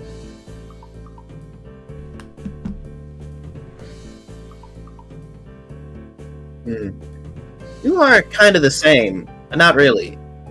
It's very helpful if you stay here. I'm not sure if that's a compliment or not. It's probably neither, with Rin being the overtly neutral person that she is. So is there anything specific you'd like me to do to not make you think? Just be. So without knowing what I should do, I just sit on an empty box to watch her continue with the painting, idly leafing the pages of the beer-drinking book. Rin has a serene expression on her face, her dark green eyes hiding what she might think behind them. But wait, she's supposedly not thinking anything, right? She quietly hums to a tune, interrupting every now and then with a polite request for more paint or another kind of brush. Her concentration is admirable, even though she seems to be sleep-deprived and under pressure to finish the job. Inch by inch, the painting gains more form, details being added on top of details, colors entwining with each other, filling empty spaces, growing on top of each other. I found myself thinking about inspiration and motivation to create art again. Where does one get ideas? They don't come out of nowhere. And I don't think there are muses that magically inject some inspiration into your head. Ideas have an origin and a purpose. The more I think about it, the more I'm convinced that Rin is lying about her mural, or at least twisting the truth. Maybe she doesn't even realize it herself. You can't do anything creative without having an idea of what you're going to create. That would go against the definition. Every stroke must be decided to be drawn, even if it's made at random. Then that, too, is a conscious decision. So her painting, even this one, must be based on having some deliberate goal or idea of what to paint. Even if Rin's idea is to have no idea, as she says. Does that count as having an idea? The idea, a logical paradox. I was just about to say something like that, Hisao. Fuck you for ripping me off. That seems to be Rin's modus operandi for the most normal interactions. So, it wouldn't surprise me if she hadn't noticed this herself. I wonder if I should bring it up. But I'm not sure if I want to engage in an argument about logic with this girl. One of us would probably end up short-circuiting fairly quickly, so I discard the thought. Rin is squirming and shuffling relentlessly.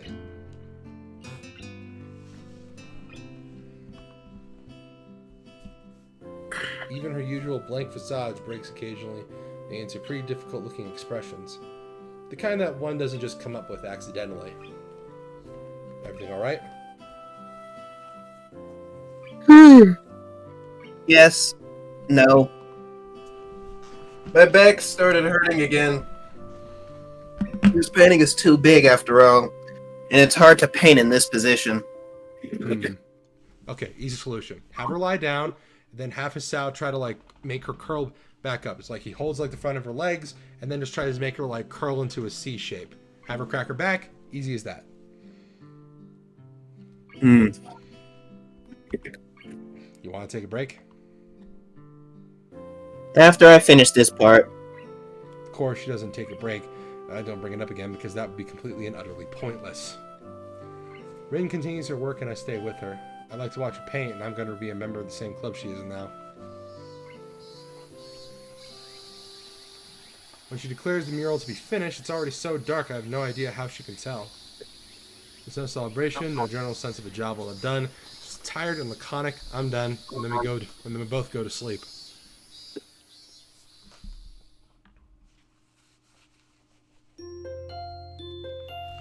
Where the fuck is Kenji? We can't finish this until he shows up! Where is he? The next day, I wake up feeling a little lightheaded. It's almost noon already. Sleeping late is fine since it's a Sunday and there are no classes. Not just a Sunday, though, but the festival as well. From my window, I can already see some people at the soba booth slinging noodles onto plates for people with a craving for low-quality food. Okay. I'm not sure how authentic soba noodles are because I've only ever had, like, the ones that you can get at the freaking grocery store. I'm not sure if those are actual, like, imported noodles or anything, but soba is awesome. Shut your mouth, Hisao. But then again, I barely have a palate, so Yeah. I throw back a handful of my morning meds and ponder how to spend the day. There'll be a few exams in the coming week, but I don't consider those as ominous as others. I'm not as worried about them as I probably should be. With no urgent obligations regarding education, I should be free to spend the day in the festival as I like. Finishing my morning routine, I exit into the hallway, intending to go out and find something to eat. Passing by his door, I decide to see what Kenji's up to today out of impulse. Finally, let's go say hi. I'm curious if he has any plans since everyone is doing something. Then again, I could probably picture him having built a soundproof shelter in his room. Or possibly something like a fort complete with a "No Girls Allowed" sign. With the girls crossed out and body crudely scrawled underneath it. Knocking on his door, which is luckily devoid of any kind of sign, I hear again the unsettling clicking of at least 10 locks being pulled back, and the door opens up a crack. Oh my... Who is it? You're supposed to ask that before you open the door.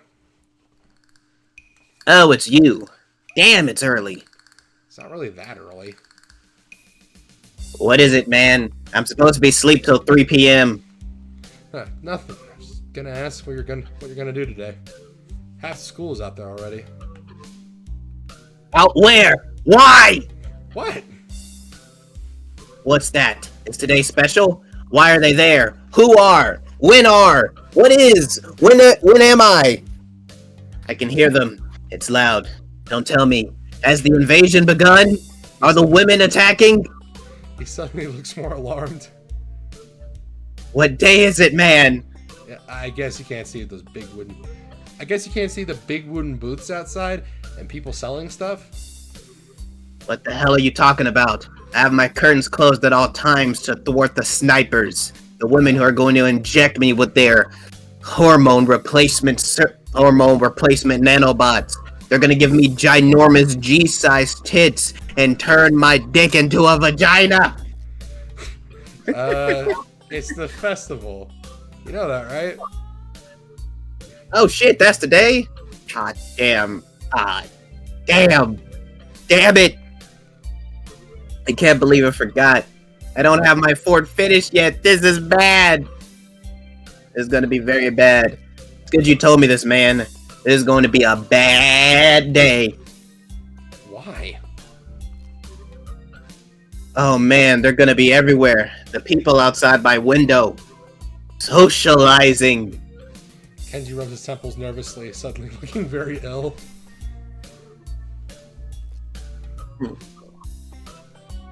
It's gonna be loud as hell. Damn. And I was going to go out today, but now it's ruined. Everything is ruined. This is awful. This sucks. Jesus Christ, calm the fuck down. What the hell? This really sucks. I can't go anywhere now. There's nowhere to run. The women have all cornered me. They're gonna kick me in the balls, Hisao, until it's nothing but mush. I won't have the ability to reproduce. You weren't gonna reproduce anyway. Kenji seems nervous. You could even say he's majorly freaking out. I can't believe this. So that's what today was. Damn, I couldn't even prepare for it. I couldn't even brace myself. Now it's here and I can't do anything. You should have told me this earlier, dude. I mean, at least I know, but I could have known earlier. Imagine what I could have accomplished. I could have destroyed the feminist regime. I could have found a big-breasted, blonde-haired, blue-eyed woman with a fat ass who would have given me full access 24/7. But now it's all ruined. Sorry, I thought you knew. So I guess you're not going to do anything today. Weather's even good. Yesterday was really windy, so I thought today would be cold, but it's not, though. So there's no reason to just stay inside. Yeah, you should check the festival out. Kenji groans and covers his face with his hands. No, I can't do it. They'll leave me alive out there. I know it. The girls, they'll suffocate me with their titties and leave my body for dead. I think you're starting to label off your own personal fetishes, dude. They're not personal, Hisao. These are things that I would never want to happen to me or anybody. It's like trying to find a thick Latina in a sundress. Joe stares out the window. That's where Kenji is the type of person who would make a TikTok video saying, I've never seen a thick Latina look good in a sundress. And then just like doing it to bait people into duetting him. This has to be a joke. But he said it with such a straight face. Relatively straight. But hints that he's not all there. What are you going to do? We should hang out in here. You can help me build my fort. We might still make it if we work together. Well, I joined the art club, so I guess I'll go with them. You did what? I joined the art club! Man, that was a bad move. Really bad. You don't know what kind of girls there are in the art club. Troubled, angsty cuties who will tear your heart out and eat it raw with some fava beans. Oh wait, word, that's actually gonna happen? Wait for me! Well, I know one art club member. I don't really see Rin as suddenly becoming a psychotic murderer. That seems unlikely. Don't say that. Don't fool yourself. You have no idea what you're dealing with here, man. They are the worst kind. Artistic women. They drag you in with their fancy pantsy shit, and then when you least expect it, bam! You're strapped up. They strap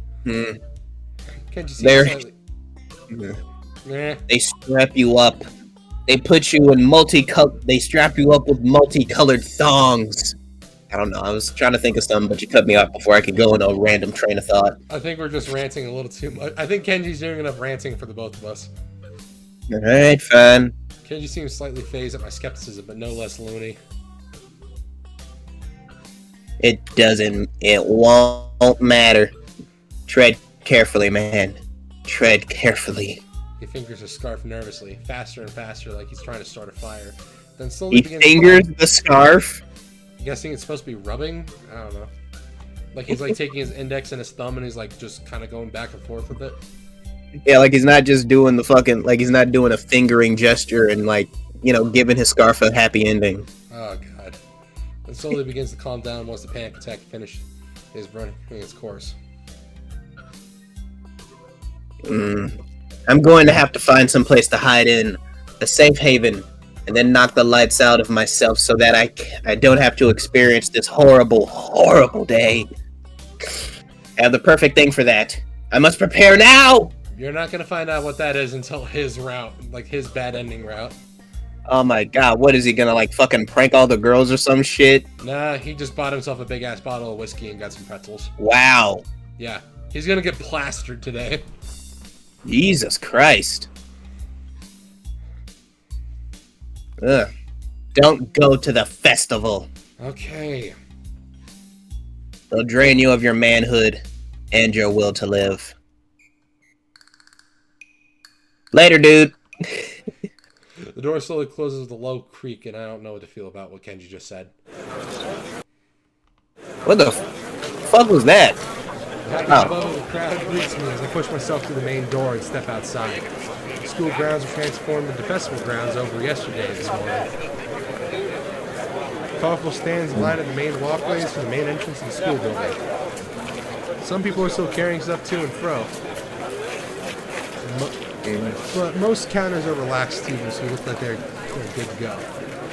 Most of the other students have to finish up early to finish preparations. Feeling of guilt passes through me, but it soon goes away. I'm just a lonely transfer student after all. Some visitors are already strolling around the grounds. Some are young families with perturbed parents trying to keep up with their over-enthusiastic offspring. A few students of their own are accompanied by their parents. A lot of old and young people who are here for no reason. The Carnium bursts into life when the principal's squeaky voice announces the opening of the festival over the PA system. Everyone applauds politely, if a bit unenthusiastic. School festival.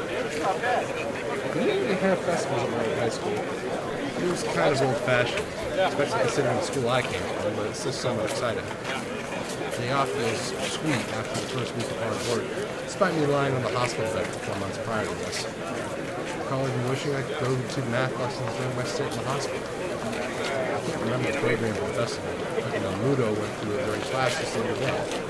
I step off the dorm steps and hand to take a tour around the grounds to see all the stuff the others have set up. But I only make it down to the bottom of the stairs. And then everyone else no longer matters, and I see her. As I stared at that beautiful autistic girl with no arms. A few...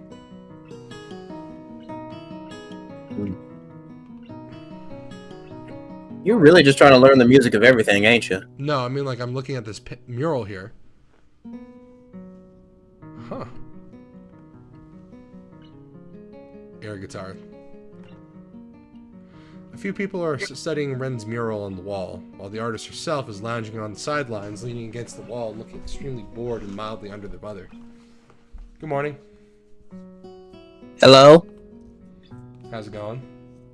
I just wanted to record a message for you to get you settled in on your first night. Nowhere.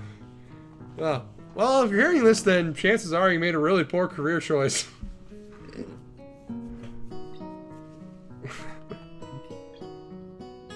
I'm stuck. What do you mean stuck? I mean, I can't walk stuck. I think my legs are out of order because of yesterday. Oh, they're probably in pain. Poor baby.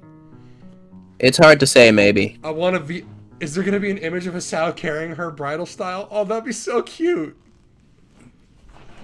I don't think I can carry anyone bridal style. I'm short as fuck. Yeah, well, if I was going to... Well, if my Katawa Shoujo fanfic ever gets made, I don't think my character is going to be able to carry her, considering that he has to walk with a cane. Yeah, he freaking walks across Kenji, then he just fucking backhands her. Also, like, I've seen like a couple of people theorize that House is like... Okay, so what the fuck is Freddie Highmore's character's name from The Good Doctor again? I can't remember. I don't know, but like, you know how he's like just a really shitty portrayal of an autistic person, right? Yeah, he is. Yeah, well, like, House is apparently a lot more accurate to that. Like, because House is the kind of guy who, like, gets slightly reprimanded from his officer, and then he basically is like, you know what, fuck it, and then goes back to his office, cranks some music on his freaking boombox, and just chows on candy, and then makes sarcastic remarks at anybody who tells him to turn his music down. Alright, dude, you keep cutting out, like, right at the end of your sentence for some reason. What the fuck? Yeah, like, you get right out to, like, the last word, and then you cut out. How many times have I've been doing that this whole time? Literally just, like, 5 times. I'm just gonna hope it's, like, happening on the Discord and not on the recording. It probably is just a Discord. So what were you saying about House again? Like, he's the kind of person who, like, who, like, he gets reprimanded by his boss or, like, one of his co-workers. Then he's like, you know, fuck this shit. I'm just gonna go do my own thing. And then proceeds to make fun of one of the patients that he has to, like, do a very quick examination of. Then he goes to his office, cranks his freaking boombox, and starts playing loud as shit music. And then snacks on candy, and then gives sarcastic remarks and middle fingers to anybody who tries to... Okay, yeah, you keep cutting out again now. Why do I keep doing that? Okay, try saying the statement again. House is the kind of guy to get reprimanded by his boss, then go to his office, eat a bunch of candy, listen to loud music, and make sarcastic remarks about people who try to tell him to turn the music down. Okay. Okay. Anyways. Maybe your mic was peaking, that's why. Oh, yeah, I'm yelling into it, kind of. The strain of working on a mural is greater than she let me know. I thought it was a bit of tired muscles or something. I mean, to ask something further, but Rin swiftly moves on to another topic.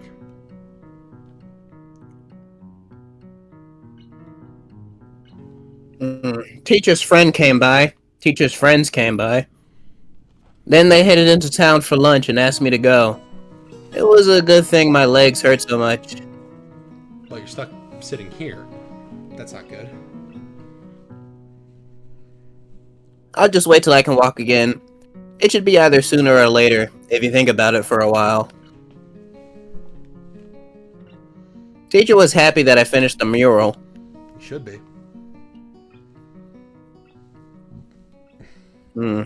But I wonder if it's finished after all. Oh? I thought yesterday that I had done everything, but now I'm not sure anymore. I should paint more details, maybe. Probably. It's very hard to decide. Fucking same. Finished or not, the mural looks great in broad daylight.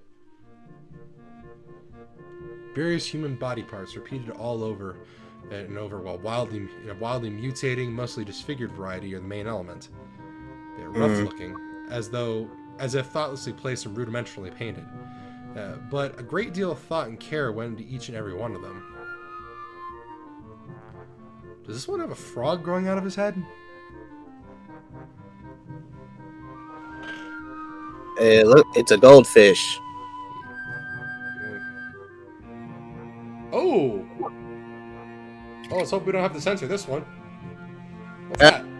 That's since it's, artistic. Yeah, well, it's artistic nudity, so it's not for titillation. Yep. So, yeah, I think we can leave it in. It's nothing. Anyway, the wall's so wide. Just some kitties. The wall's so wide, I have to turn my neck from side to side to see the entire painting. It's hard to consider it as a single piece. The elements don't seem to fit together, but I guess they do create some kind of a whole. Abstract as it is, I have no idea what it's supposed to be portraying, but it looks nice. That's enough for me. I settle myself next to Rin, leaning against the wall like she does. The happy noises of the festival are becoming louder and louder as more and more folks enter the grounds. The dorms are far from the main attractions in the main building and stands around the courtyard. And so most visitors have not found their way here yet. A somewhat bored expression settles on Ren's face, making her look detached from everything that's going around her. She's being awfully quiet. I wonder if she's in pain. So what did the art people say about your mural? My question wakes Rin from her daydreaming. She lazily turns her face towards me. I'm not sure. I think they liked it. Maybe they did. About you? Are you happy with the mural? Because I kind of participated. It'd be terrible if you were unhappy. Rin tilts her head, biting her lower lip. I think it came out decently. It's not bad, but it's not good either. It just is. I guess I'm alright at being empty-minded. Can I ask something else? What does the painting really portray? I thought about it yesterday when you said it doesn't portray anything. That's kind of a logical fallacy, isn't it? You can't make something out of nothing, not even art. Rin frowns and turns her head back towards the clouds. I don't know. I'm not really good at explaining things. Just a mural. There's nothing special to it. I said it already. She sounds annoyed at my inquiries.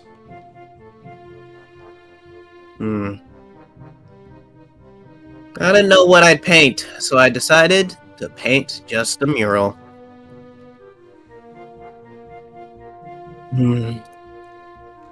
It's a mural that portrays a mural. Is it that she can't explain or that she doesn't want to?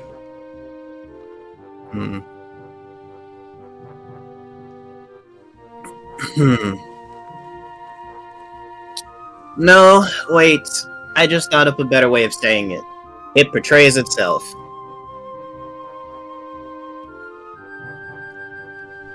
Hmm.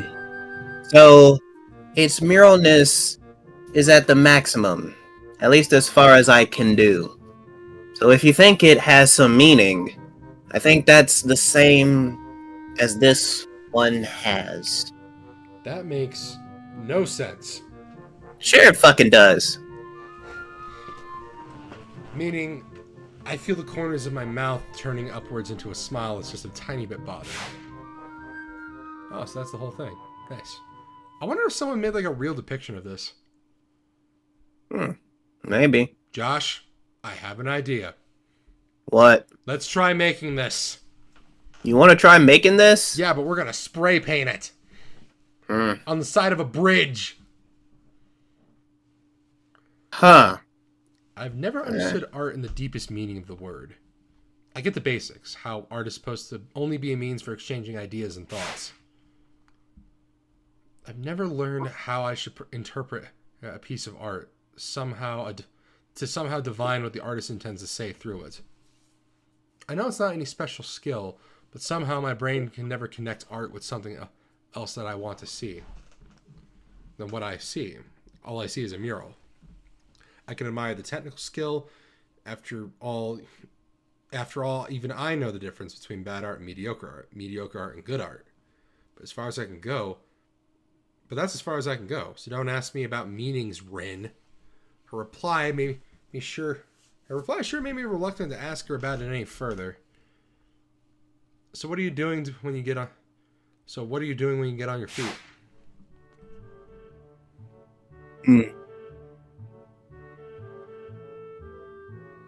Nothing. Nothing. There's this festival. Oh, don't you want to go have some fun? I'm fine like this.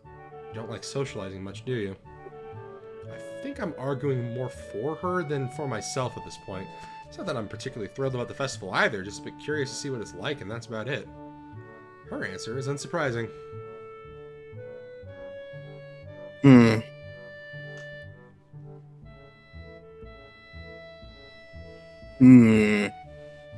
No, I don't. Guess me neither in the end. You should go if you want to. I know, but I can keep you company. I'm not used to all this yet, so it's okay to take it easy. I can leave though if you want to be alone.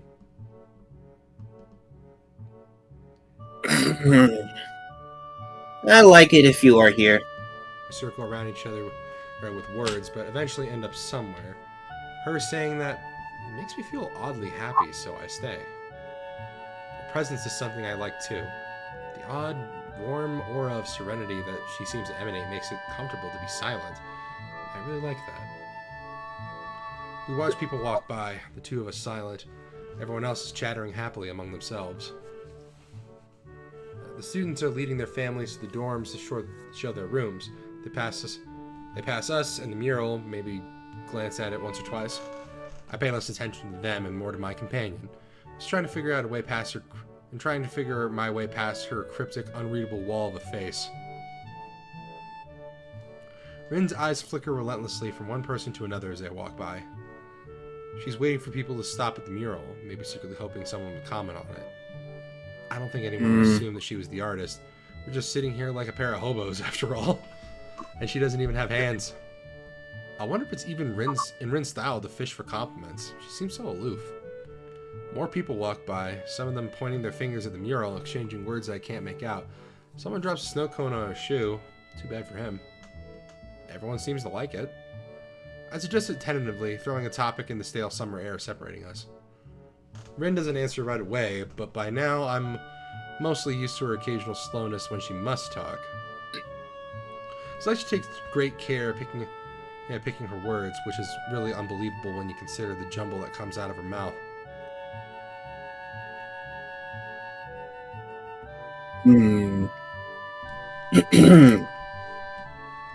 I wanted to make it so that you can just look at it without thinking. Then I realized that it doesn't make any sense. So it became something like a mix of this and that. From far away, it looks like someone vomited a herd of butterflies on the wall, which is exactly what that obnoxious president person didn't want. Is that word? Is that word that? What word? That. What is the word of more than one butterfly? Butterflies? No, like a herd or a school or a heap. I don't know. Flock, maybe? Maybe people like butterfly vomit. I mean, have you had butterfly nectar honey? It is fucking delicious. Yeah. So technically people do like butterfly vomit. Here. Rin looks at the mural, looking surprisingly unhappy. The middle could be better. This? Yeah, we got the eye, we got the boobs, we got fucking Mandela catalog looking ass.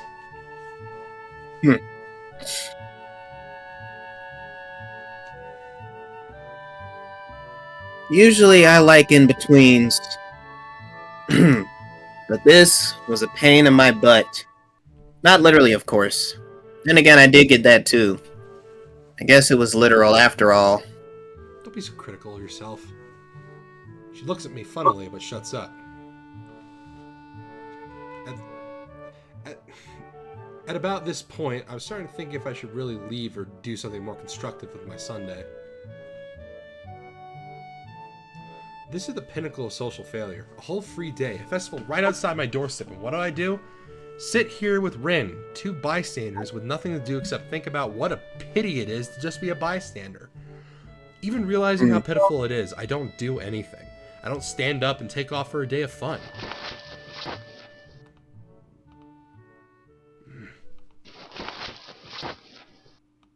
Mm-hmm. Rin is shuffling about restlessly, constantly swinging one leg over the other knee and then back again. She has a very irritated look on her face. Something wrong? Yes. No. Yes. She suddenly hops onto her feet. Surprising. I thought she was still rendered immobile, but apparently that's not the case. I have to go find Emi or someone. I need some help with something. I can help you. No, it's okay. One of us has to stay here in case something happens. Don't be ridiculous. Nothing even remotely interesting has happened since I came here, except that one guy who dropped a snow cone on his foot. Let me help you, since I'm bored. So, what is it? Rin's lips flattened tightly against each other into an almost perfectly horizontal line. She closes her eyes and draws in a deep breath. When she opens her eyelids, the frighteningly stern look in her darker eyes takes me aback. Hisao, you might not want to hear this, or maybe you do. I don't know, but it doesn't matter. And even if it did, you're not leaving me any choice. I'm having my period and I need some help regarding that. However, I don't feel that our relationship is yet on the level where I could allow you to pull my underwear down in the girls' toilet, even if you offer to. Okay. Valid excuse. I'll sit here. Yeah, this hit pretty hard. Okay, yeah. I'll stay here. That's why you should stay here while I go and look for Emi. As blood rushes to my cheeks like the rising tide, my brain started to desperately search for an answer. But the only thing I think of is how that is the most coherent thing I've heard coming out of Rin's mouth during these 4 days I've known her. Damn. Oh my god. Oh my god, yes. She can't give a straight answer to save her life, but then like this, finally. And it's about her. It's about her freaking time of the month. Oh my god. Yeah. Okay. Okay, yeah, she's my favorite. Mm-hmm. Yes. Not wanting to meet Rin's eyes, I turn my face aside, pretending I'm looking at someone's parents. From the corner of my eye, I see Rin turning on her heel and walking off without further ado. I feel like I'm going to hide under some rock. I wonder how long Rin will be gone. Or if she will return at all. She does return eventually, appearing seemingly out of nowhere and sitting back to where she was, next to my place. Hmm. I'm back. She says it flatly, like my blunder never happened. I prefer to forget the whole matter as well, so I keep quiet. Ah, it's getting darker out. Time passes in standstill. The sun gleams from high above the main building. Hits me directly in the eyes, but I just squint instead of moving. In a bit, it becomes painful to keep my eyes open just a little, and my temples start aching. It hurts. This day gave me a headache. Can you believe it? Are you hungry? How's that related to a headache? It's not. I asked because I am. Also, yeah, sometimes eating something can help with a headache. A lot of ginger. Mm. Her oblivious seriousness melts my irritation with its ridiculousness. I find the corners of my mouth turning slightly upwards again. You know what? So am I. I'll go get some food for us. What do you want? My treat. Doesn't matter. Returning with the food, I give one portion to Rin, taking the other for myself, and we dig in without a word. Rin looks upwards, fork hanging out of the corner of her mouth. What are clouds? I always thought they were thoughts of the sky or something like that because you can't touch them. You thought like that when you were a kid? No, last week. Alright, so you want a literal answer, or you want like a more subjective one? Maybe because sometimes my thoughts feel like clouds. Fluffy and white and slow.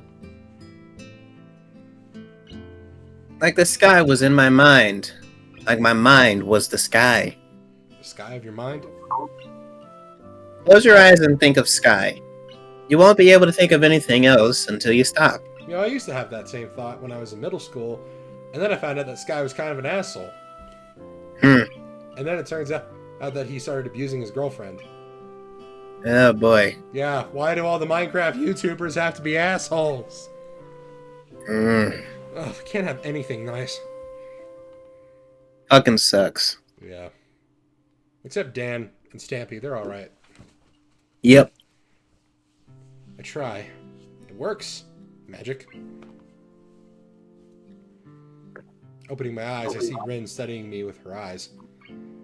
It feels uncomfortable because she doesn't say anything. I turn away. Clouds are water. Evaporated water. You know how they say that almost all the water in the world will at some point of its existence will be part of a cloud? Every drop of tears and blood and sweat that comes out of you, it will be a cloud. All the water inside your body, too. It goes up there sometime after you die. It might take a while, though. Your explanation is better than any of mine. Because it's true. That must be it. I carry on eating the food before it gets cold. The wall offers a bit of blessed shade as the sun revolves around the dome of the sky. But the afternoon is already slowly making way for the evening so our lunch becomes more of a dinner, or whatever the word is for a regular meal like this. Despite what I decide to call it, it certainly hits the spot. I haven't eaten since forever. My appetite filled, I let out a satisfied sigh. Rin hasn't eaten all of hers, but seems to be done with her food as well. I lean back, taking in the atmosphere. The crowd has thinned already, but the activities are still going. Everyone seems to be enjoying themselves. And why not? It's warm, the kind of perfect summer day for when it's hot, but not too hot for comfort. The sun will set soon. Time really has flown by. Been sitting here for 6 hours.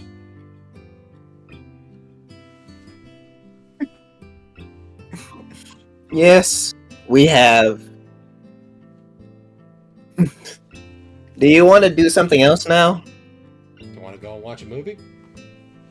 Nah, not really. Me neither. She adjusts her position and leans against the wall. I follow her lead, relaxing my own body. For moments on end, we sit there without saying a word. I'm trying to feel Rin's mood from her demeanor, the tension of her muscles, the tiny expressions fleeting on her face. It's no use. She's unreadable as always. The crowd swells to and fro, people happily chattering with each other. Very few people can pay real attention to the mural, and even less to us. I fiddle with a few odd pebbles absentmindedly. The act of doing something just for the sake of doing something. The pinnacle of idleness.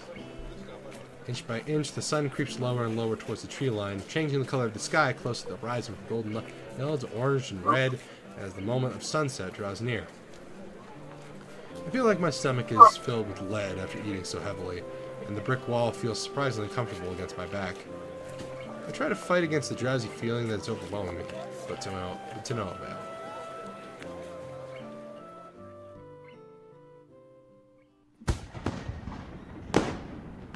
I wake up with a start. A low boom reverberates through the school grounds. After images of bright sparks flash through my vision like stars. Something rises through the skies from the direction of the sports field. A trail of fire behind it, and a burst of red and yellow flame lights the sky high above the school, with another loud BOOM! Fireworks.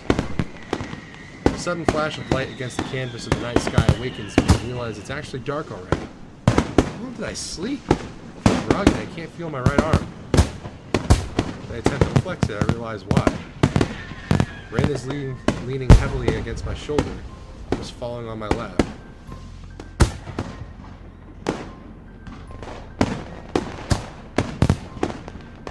She's fast asleep, not even fazed by the fireworks. Her mouth is slightly open and her eyes are peacefully closed. A sleeping, childlike face of innocence. I shake Rin gently with my free arm, trying to wake her up, or failing that, move her so that my other arm is liberated from its pinch. Rin's face twitches and her eyelids shut together, as if resisting against waking up. She gradually opens her eyes, but keeps them half closed, letting the light from the fireworks sneak just past her eyelashes so that her green irises mirror the bright flashes of the explosions. She looks up at me and frowns. Just a while longer, okay? Ren's voice is drowsy and slow, leaving her almost unintelligibly muttering words hanging lazily in the air. It seems he's not entirely aware of the situation. Ren's head drops back on my shoulder as she leans against the with all her weight. She snuggles against my side, trying to make herself comfortable, but making me feel very uncomfortable at the same time. I become intensely, almost painfully aware of Rin's warm body and the deep, peaceful movement of her chest against my arm. Her breathing soon returning to a even rhythm.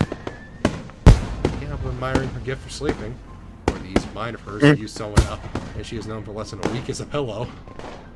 The rockets rise. It's adorable. The rockets rise to the sky one at a time, breaking into flowers of red, green, and gold, accompanied by the oohs and ahs of the audience. I try to push Rin disconcerting proximity out of my mind. But what can I do about it? I just hope a short while really is that. One by one, the glittery bursts are born and die in the blink of an eye, coloring the dark night sky into a constantly changing abstract painting. I listen to the low booms of the explosions and Rin's quiet breathing, trying to clear my own head of the post-awakening disorientation. Thankfully, just a while longer really proves that it will just be a while, as Rin stirs from her slumber and wakes up again before the fireworks are over. I fell asleep. She finally opens her eyes completely and blinks a few times. You fell asleep on top of me, twice.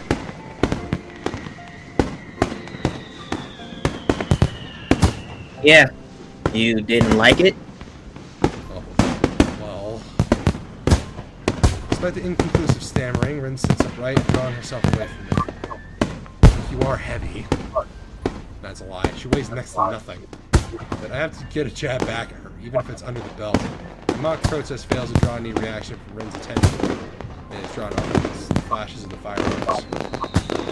She seems hypnotized by the colorful play of the explosions. A slight tingling sensation goes up and down my arm as blood starts to circulate again. It's unpleasant, but it helps to get rid of this dizzy feeling. More and more rockets rise up to the sky, bright colors of their explosions reflecting from the clouds. Both of us stare at the fireworks fixedly through the canopy of the trees, followed by the show. We would get a vastly better view of the sky if we moved even a couple of yards, but neither of us bothers to even suggest it. I really do like fireworks, even though looking at them makes me feel kind of sad. Think about how, like, Well, let me turn the SFX on. okay.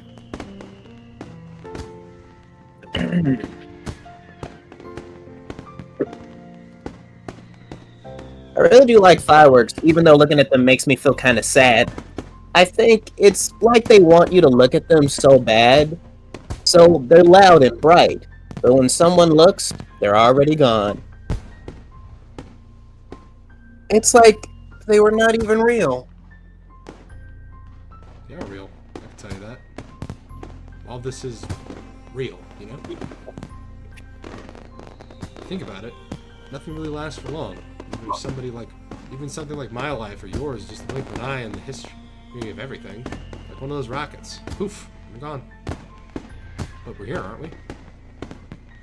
Yeah, this is reality. Rin sitting next to me, the loud bangs of the fireworks, the vast, unlimited sky. These are things. These things are definitely real, even though they won't stay here forever. I feel kind of warm inside. I wonder if it's because Ren is so close to me, or just the feeling of being alive.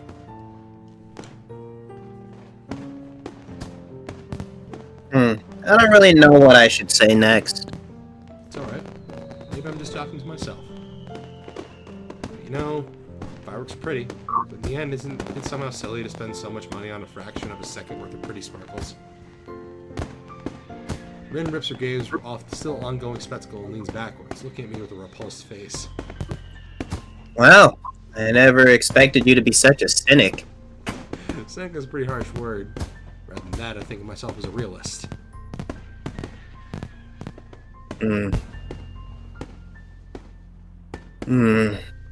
Isn't a realist just a word for what a cynic calls himself? The final rocket goes out with a bang of silver and blue, leaving the grounds eerily silent for a moment until the crowd starts moving towards the main gate like a cattle herd. Wisps of gray smoke drift towards the dorms from the sports field. The pungent, sulfurous smell of gunpowder still carries along fields like it sticks to my hair and clothes. Was that it? I think so. I stand up and stretch my sore back. Sleeping against a brick wall wasn't such a good idea after all. Rin stands up as well and turns to face me, with an unexpected gaze of her tired features. Although she seems to have trouble focusing her eyes, she's looking straight at me, something I feel has not occurred too often in the past week. So... I've suddenly realized we have been almost on a date here, as if by accident, even if we did nothing. But it wasn't. So why is blood rushing to my cheeks and my speech stammering? I don't know what to say, especially since it seems Rin is waiting for me to say something, but luckily she solves my problem for me. Good night, Hisao. She gives me one more lingering look, measuring me from the tip to toe, turns on her heel and skips off, disappearing into the crowd. Okay. Good night. I'm left standing there, giving my response to the cooling night air. The festival turned out to be nothing like I expected. I ended up spending all day in one spot with Ren, even though neither of us agreed on nor suggested that we do anything. I just didn't have anything better to do, and evidently, neither did she. Ren's warmth lingers a while longer in my body before disappearing into the falling night.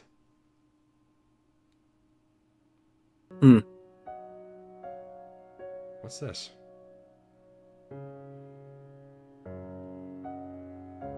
Holy shit, full-blown animation.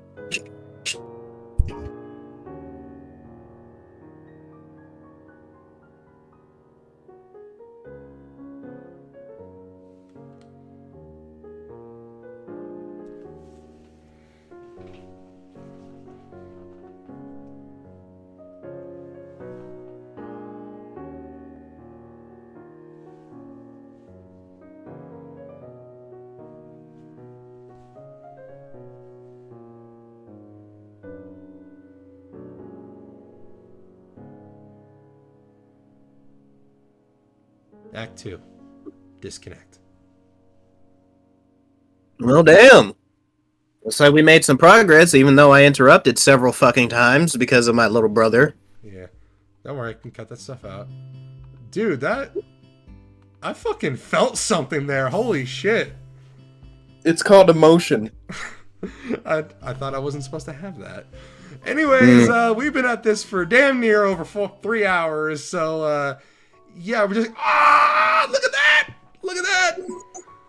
Aw, cute. Hold on, wait. No.